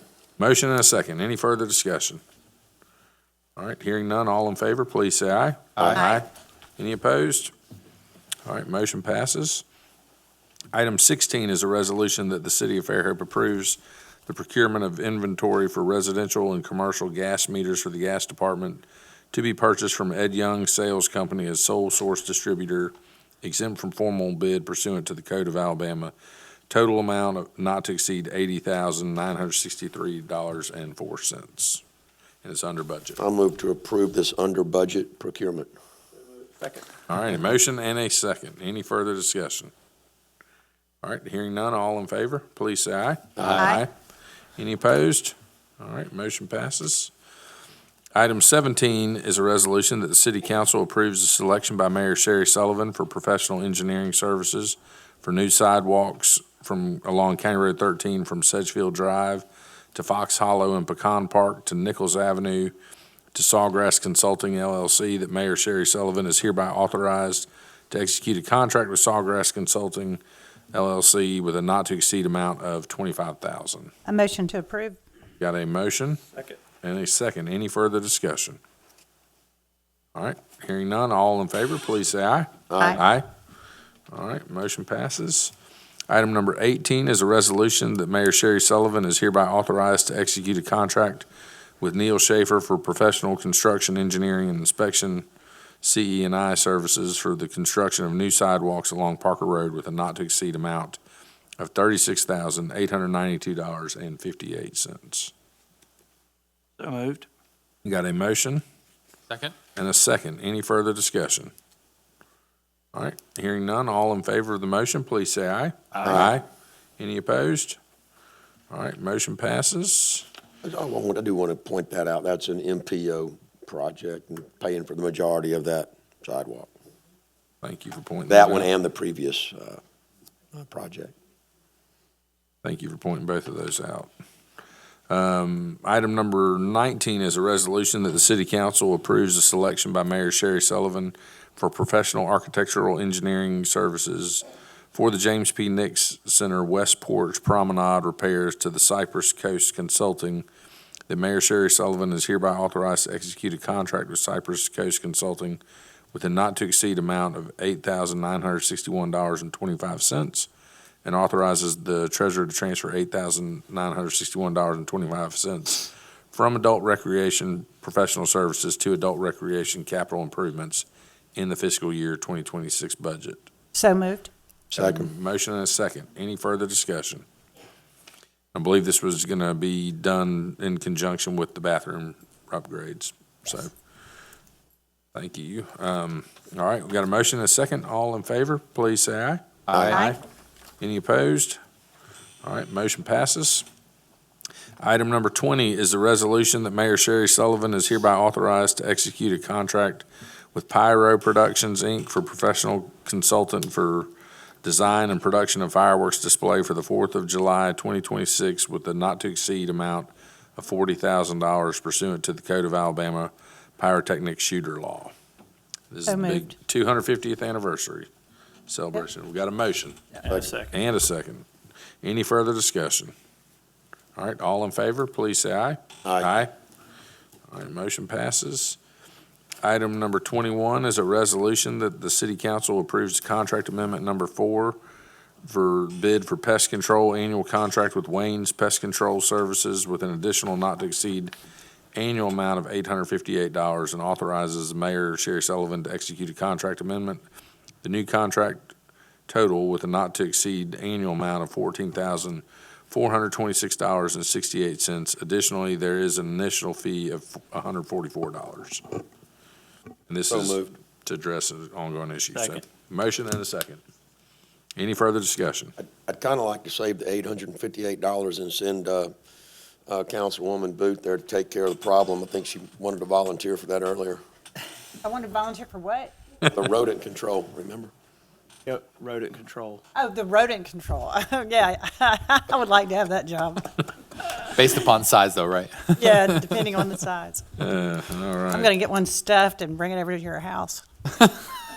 All right. Well, we got a motion and a second. Any further discussion? All right, hearing none, all in favor, please say aye. Aye. All right, motion passes. Item number 22 is a resolution to award bid to Roy Lewis Construction Corporation for the City of Fairhope's Hurricane Safe Room with a bid proposal not to exceed $1,891,800. And this So is- moved. We got a motion Second. and a second, and this is for Safe Room. We had a lot of bidders on this. This has been in the works for quite some time. I meant to ask you, Richard, how many years have we been kicking this around? This hazard mitigation fund came out of Sally, so it's been since 2020 that we've been funded trying to move forward on that. What a year. And it was originally budgeted for, 2.7, of course. This is a lot of grant money involved. Is it all grant money or? 90-10. 90-10 grant money, so a great job, and this is something we definitely Deal of the need deal. and will use, and It's going to protect all of our workers that are, Did 87 beds, 84 beds, something like that? 87. yeah, has a kitchen Yeah, and a yeah. bathroom. all And right, that'll be really, Wait till we get bunk beds in we're there. building it on a piece Handy. of property that we own. all right, well, council, any, did we get a motion on that already? Motion and a second, any further discussion on that? All right, hearing none, all in favor of the safe room, please say aye. Aye. Any opposition? All I'm right, going to live in motion. that safe room, live there. Probably Motion not passes. parking spaces. Item number 23 is a resolution that the city council hereby approves and authorizes Mayor Sherry Sullivan to execute a memorandum of agreement between the Alabama Law Enforcement Agency and the City of Fairhope Police Department to establish a joint multi-agency working group known as the Alabama Internet Crimes Against Children Task Force. This is a 3-year renewal, Chief said. So moved? Got a motion Second. and a second. Any further discussion? All right, hearing none, all in favor, please say aye. Aye. Any opposed? All right, motion passes.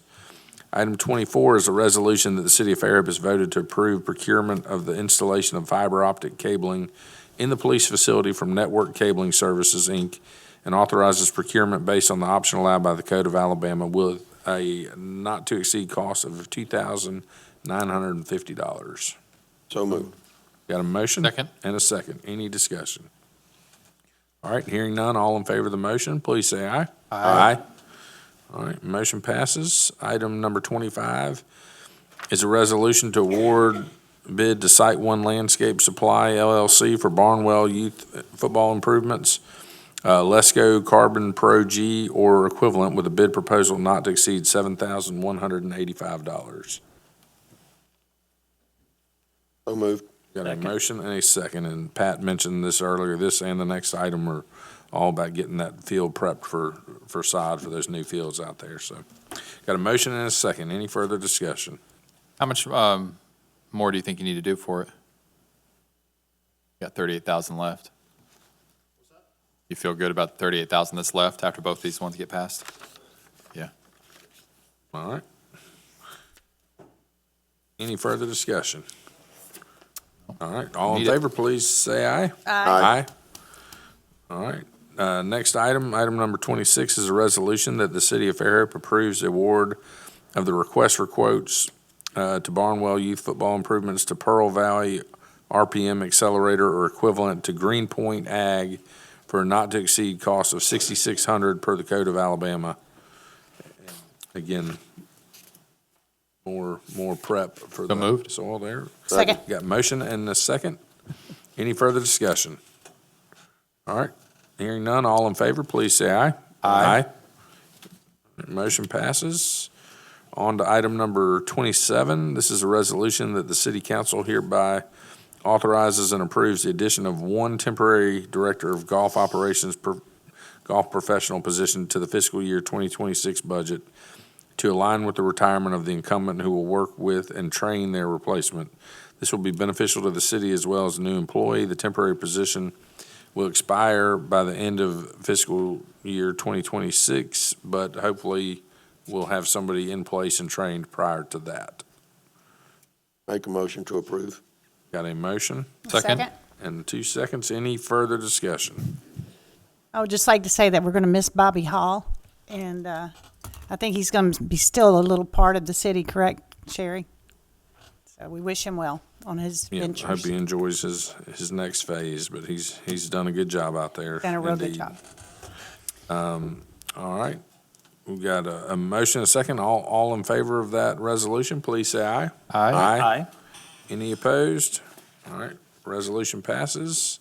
Next item is a resolution that the city council authorizes and approves the hiring of 2 new sanitation equipment operator 3 positions to allow the current sanitation equipment operators who are retiring May 1st, 2026 and June 1st, 2026 respectively, to work with and train the new employees prior to their leaving. This will be beneficial to the city as well as the new hires. The temporary positions will expire upon each of the retirements as listed. And this was Chris Smith with 15 years of service and Tyrone Davis with 18 years of service. So thank you to those 2 gentlemen. And this is just an opportunity to have less of a painful transition when they leave. A motion to approve. Got a motion and a second. Any further discussion? I just wanted to reiterate, thanks to Chris Smith and Tyrone Davis for all their hard work. John Thomas got up and said they were a couple of really hard-working, great guys. So we wish them luck. You hate to lose good people, but when they're retiring to go enjoy their next chapter, then it's hard to not be excited for them, so. Yeah. All right, we've got a motion and a second, I believe. Any further discussion? All right, hearing none, all in favor, please say aye. Aye. All right, motion passes. Item 29 is a resolution that the city council approves contract amendment number 1 for city employee uniform shirts, annual contract with Van Horn Miller Enterprises doing business as Deep South Apparel for an additional item of a back logo for a cost not to exceed $1.25 each, and authorizes Mayor Sherry Sullivan to execute the contract amendment. The contract total will remain the same with a not to exceed annual amount of $100,000. So moved. Got a motion Second. and a second. Any further discussion? I don't know about that. I don't know. Well, Wes was A saying that, tough one right here. with all the cameras that are on. I think it's a good idea. Yeah, I that we can need to certainly have more see. identification because we Yeah. don't need anyone calling the police station because someone from his department is cruising around in the yard. All So of it. That's right. I think All it's right. really important. All right, all in favor of the motion, please say aye. Aye. Any opposed? All right, motion passes. And if it seem like we're flying through the agenda, it's because we had an opportunity to cover everything during the work session, so. We did. Item number 30 is a resolution that the city council authorizes and directs the mayor to execute and deliver on behalf of the city a term sheet with the lender respective to the warrant. And this is in lieu of extending the $25 million we had borrowed through Webster Bank. This is to extend that an extra 6 months and increase it from 25 million to 30 million to give Kim about $5 million to work with while we work on a more permanent solution, whether that be bank financing or bond issuance. So moved. We got a motion Second. and a second. Any further discussion? That's a really good rate. I think you did a great job, Kim. Yes, thank you. All right. Much needed. Any further comments or anyone else? No, I think you did a good summary. It's, All right. we're not just quickly approving $30 million Yeah. loan like, whatever. Yeah, we're not just No. willy-nilly This is spending part it. of a much larger discussion and things that are And going it's through. been ongoing, and Yeah. of course, we'll be spending a lot more time on it as we look at the larger permanent solution, so. Yes. All right, all in favor of the resolution, please say aye. Aye. Any opposed? All right, that motion passes. Item 31 is a resolution that the city council hereby authorizes the city treasurer to reimburse itself from warrant issue proceeds for planning the design, construction, and financing of various capital improvements to the waterworks plant and distribution system and the sanitary sewer system. So this item pretty much goes in conjunction with the item in front of it from Kim. So moved. Got a motion and a second. Any further discussion? All right. Hearing none, all in favor, please say aye. Aye. Any opposed? All right, motion passes. Item 32 is a resolution to authorize the treasurer to complete a fiscal year 2026 budget transfer for the water department from system improvement distribution to maintenance plants and wells in the amount of $200,000 for well repairs. I will say, I know we've had some pumps and issues ongoing with a few of these. I think there was some efforts made. We've got the submersible pump on the shelf ready to plug in and as needed, and I think some of these are just maybe not up to the same quality as what they had been in the past. Some of them are not lasting as long. They were manufactured maybe during COVID and a different level of quality and personal touch. So pumps that maybe used to last 15 years, we're not getting 15 years out of them, but they are past that 1 or 2 year warranty. So unfortunately, we are seeing a couple of these lately. As Councilman Burrell mentioned, we've seen more than one of these. So that's what I think that is. Do we have a motion? I'll make a So- motion to approve. Motion So moved. and a second. Second. All right, Yeah, motion and a so- second.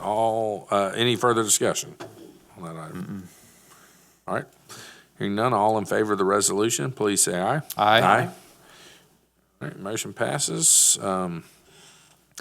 Recommendation, item number 33 is a recommendation from the Street and Traffic Committee to recommend to the city council additional signal lights if needed with left turn signals for downtown.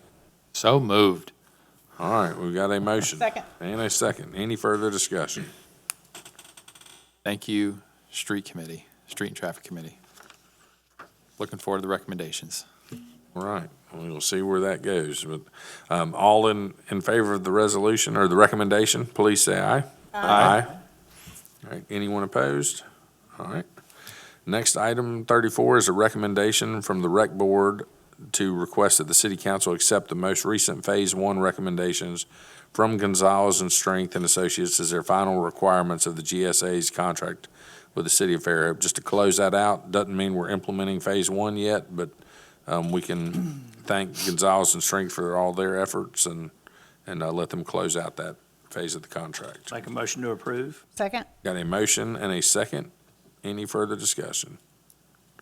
All right, hearing none, all in favor of the recommendation, please say aye. Aye. Any opposed? All right. Item number 35 is an application for a specialty retailer of consumable hemp products for Melissa B. Lane Beckner LLC, doing business as Kathy's Package Store, 18153 Wright Boulevard in Fairhope, Alabama 36532. And Chief said everything checked out for the application. Does anyone wish to make a motion or any questions for Chief if she's here? Make a motion to approve. Got a motion A to second. approve and a second. Any further discussion? All right, hearing none, all in favor of the application, please say aye. Aye. Any opposed? Nay. All right, we've got one nay. Thank you. Item number 36 is an application for special events license by Thomas Bratton McGregor of Bottles Up Mobile, Inc., doing business as Bottles Up Mobile Eastern Shore Arts Center for an event on May 7th, 2026 at 401 Oak Street. Fairhope. Make a motion to approve. Got a motion? Second? And a second. And Chief said everything was in good shape with that. Any further discussion? All right, hearing none, all in favor, please say aye. Aye. All right, anyone opposed? All right, that motion passes. Next item is public participation for agenda or non-agenda items, whatever you wish to bring forth before the council. You've got 3 minutes. Just give your name and address to the city clerk, and the floor is open.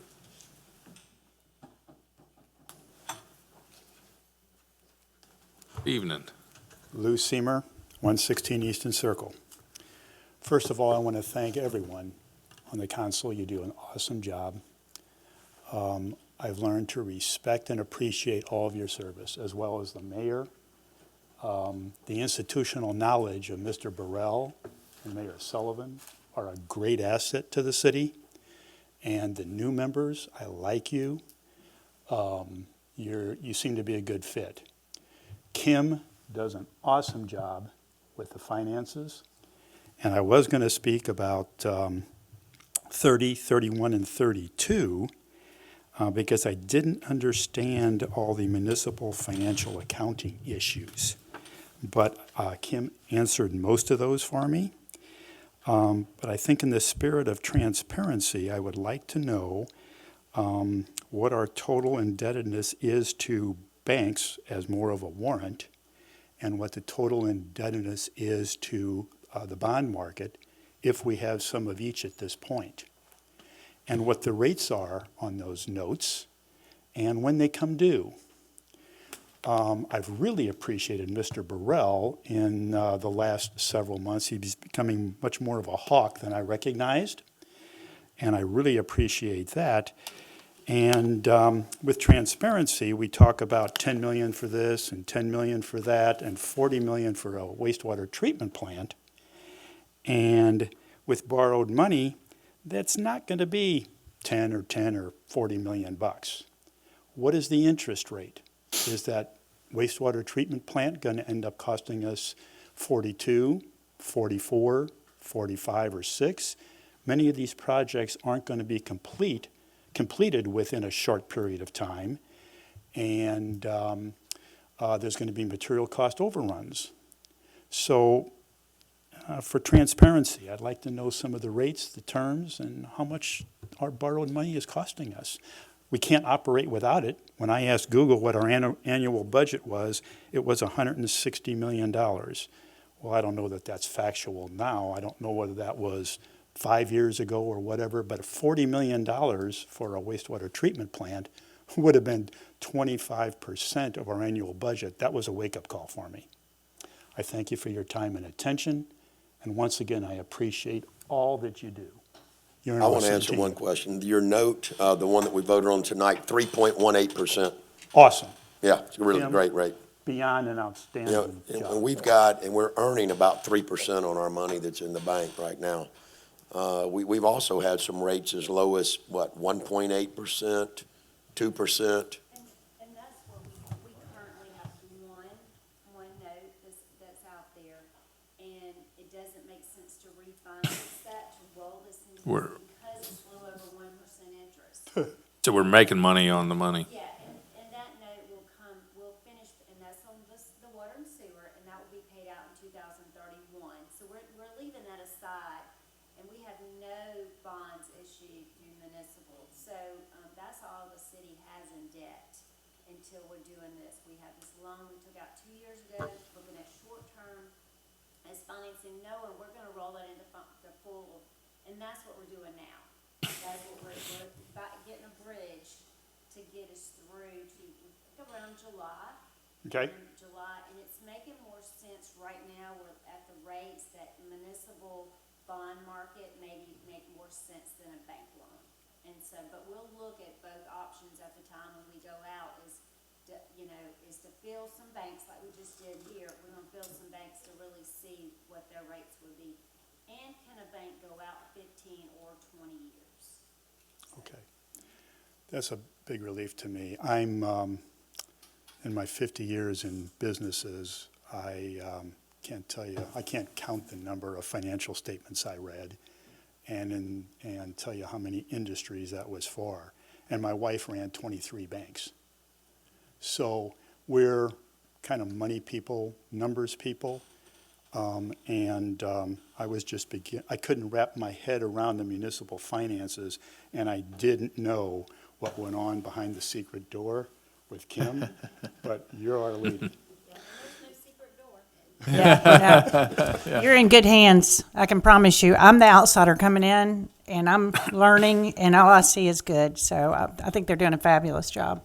And I'll say, when I first got on the council, Councilman Burrell was sort of leading the charge to get out of general fund debt, and we were able to do that. And I think when you're looking at the bond issue, because it does cost money and interest, even if it's only, in the 3% range, it does cost money. But part of the challenge with that is you've got to deliver a certain level of services to your current citizens. Yes. And you can't just collect their money for the benefit of the future people without addressing the critical infrastructure needs. So we've got a situation where I know he and I and probably everybody up here, we'd probably rather pay cash for everything, but it's not always feasible to wait until we can be in that position. So we are having to do some long-term financing, but Kim's got us in good working order.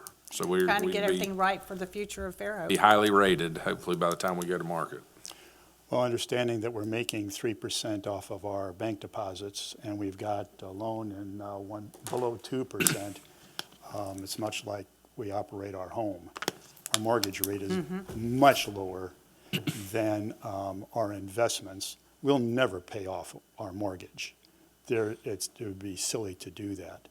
To a broader point, though, I am concerned about some of the expansion continuing to go on in the city, if I can go on. Well, we actually Okay, probably need thank to you. wrap it up. Thank you very much Appreciate for being here. Appreciate the comments. We're going to need a comprehensive list of those high-yield investments from you later, too. I'm still waiting for coffee. Yes, sir. All right, floor is still open. I still owe it to you, yes, sir. Thank you. Yes, sir. Good evening. Hey, Rebecca Titford, 553 Marsim Drive. Mine isn't nearly as complicated, but I guess the moratorium that we've had on development has ended. Is that correct? No, ma'am, it was recently extended. I believe it goes until middle of June. Okay, I thought I had read the beginning of spring. It was, but we Originally, extended yes. it 120 Okay, I days. missed that, so- I'm sorry. There are some places in Fairhope where I've been beneficiary of social conversations, not anything official, where there's been clear cutting of land with heritage-sized trees cut down, peripheral, not necessarily in the middle. And neighbors around these areas are kind of wondering if the tree ordinance that was proposed and put forward in, I guess it was 2011, if it still stands. Are we still a tree city?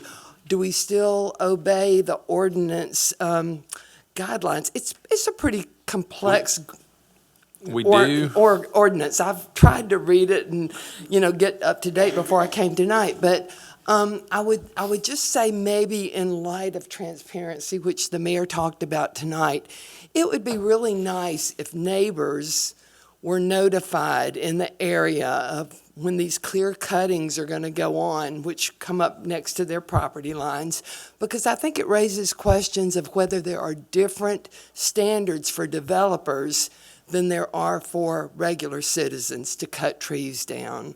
So, I mean, maybe it's just something that might be kind of optimistic that we could do that sort of transparency, but I think the questioning that there might be exchange of money there that allows some of these things to happen, I think it would be nice to just put that to rest and say everybody abides by that ordinance, or either we need to revise that ordinance and bring it up to date with where we are right now in our understanding of being a tree city. Well, and I believe the ordinance doesn't exactly address single-family residential properties. Yeah, it doesn't. It addresses commercial. So if somebody wants to come and put a subdivision, or if you have a home and want to cut down trees on your property, you're able to do that. no It's current our hope ordinance. that people would. They can clear cut with no conversation with the city planning at all. Under Okay. current ordinance, yeah. I didn't even get that point. Yeah. So thank you for Yes, clarifying that. But, it still might take some looking at. 2011 preceded Hurricane Sally, and I know I've heard neighbors or friends down in Point Clear saying that their insurance companies have mandated that they clear cut their property around their houses Around their for house, some of them do. storm mediation, I guess. So people are upset about this in a lot of different ways, but I just wanted to bring it Well, forward. Thank you. And no money's being exchanged, so. Thank you. Thank you very Let's not much. even talk about that. There is wonder. All right, well. Yeah, well, it's just not true. Yeah, really, let mine go first and everybody would be quiet. Floor is still open. All right, at this time, seeing no one else, Can I just add Yes, one? Mayor. We do have agendas for the April 20th meeting. Lisa went and made copies, so Thank you, they're on the Lisa, back for that. table, if anybody would like to have one. yep, and we'll be promoting that. But April 20th, just one last time, I'll address that. That is open meeting for discussion of the pending amendments and changes to the planning and zoning ordinance. And we've tried to craft an agenda. Doesn't mean it's going to be perfect, but we just needed some kind of guidelines to follow along for that meeting. That meeting's going to be 5 o'clock, Monday, April 20th, so 1 week from tonight. And we have a regular meeting, it's going to be Thursday. Yes, sir. 23rd. So that meeting on A Monday. special call time. Yeah, that Monday meeting is only going to be to discuss planning and zoning ordinance proposals, so, and hear concerns from the citizens. So it's going to be a lot of public participation, so. Anything else, council? Y'all good? Nope. All right. Would I be able to entertain a motion to adjourn? So moved. Got a motion Second. and a second. All in favor? Aye. Aye. All right.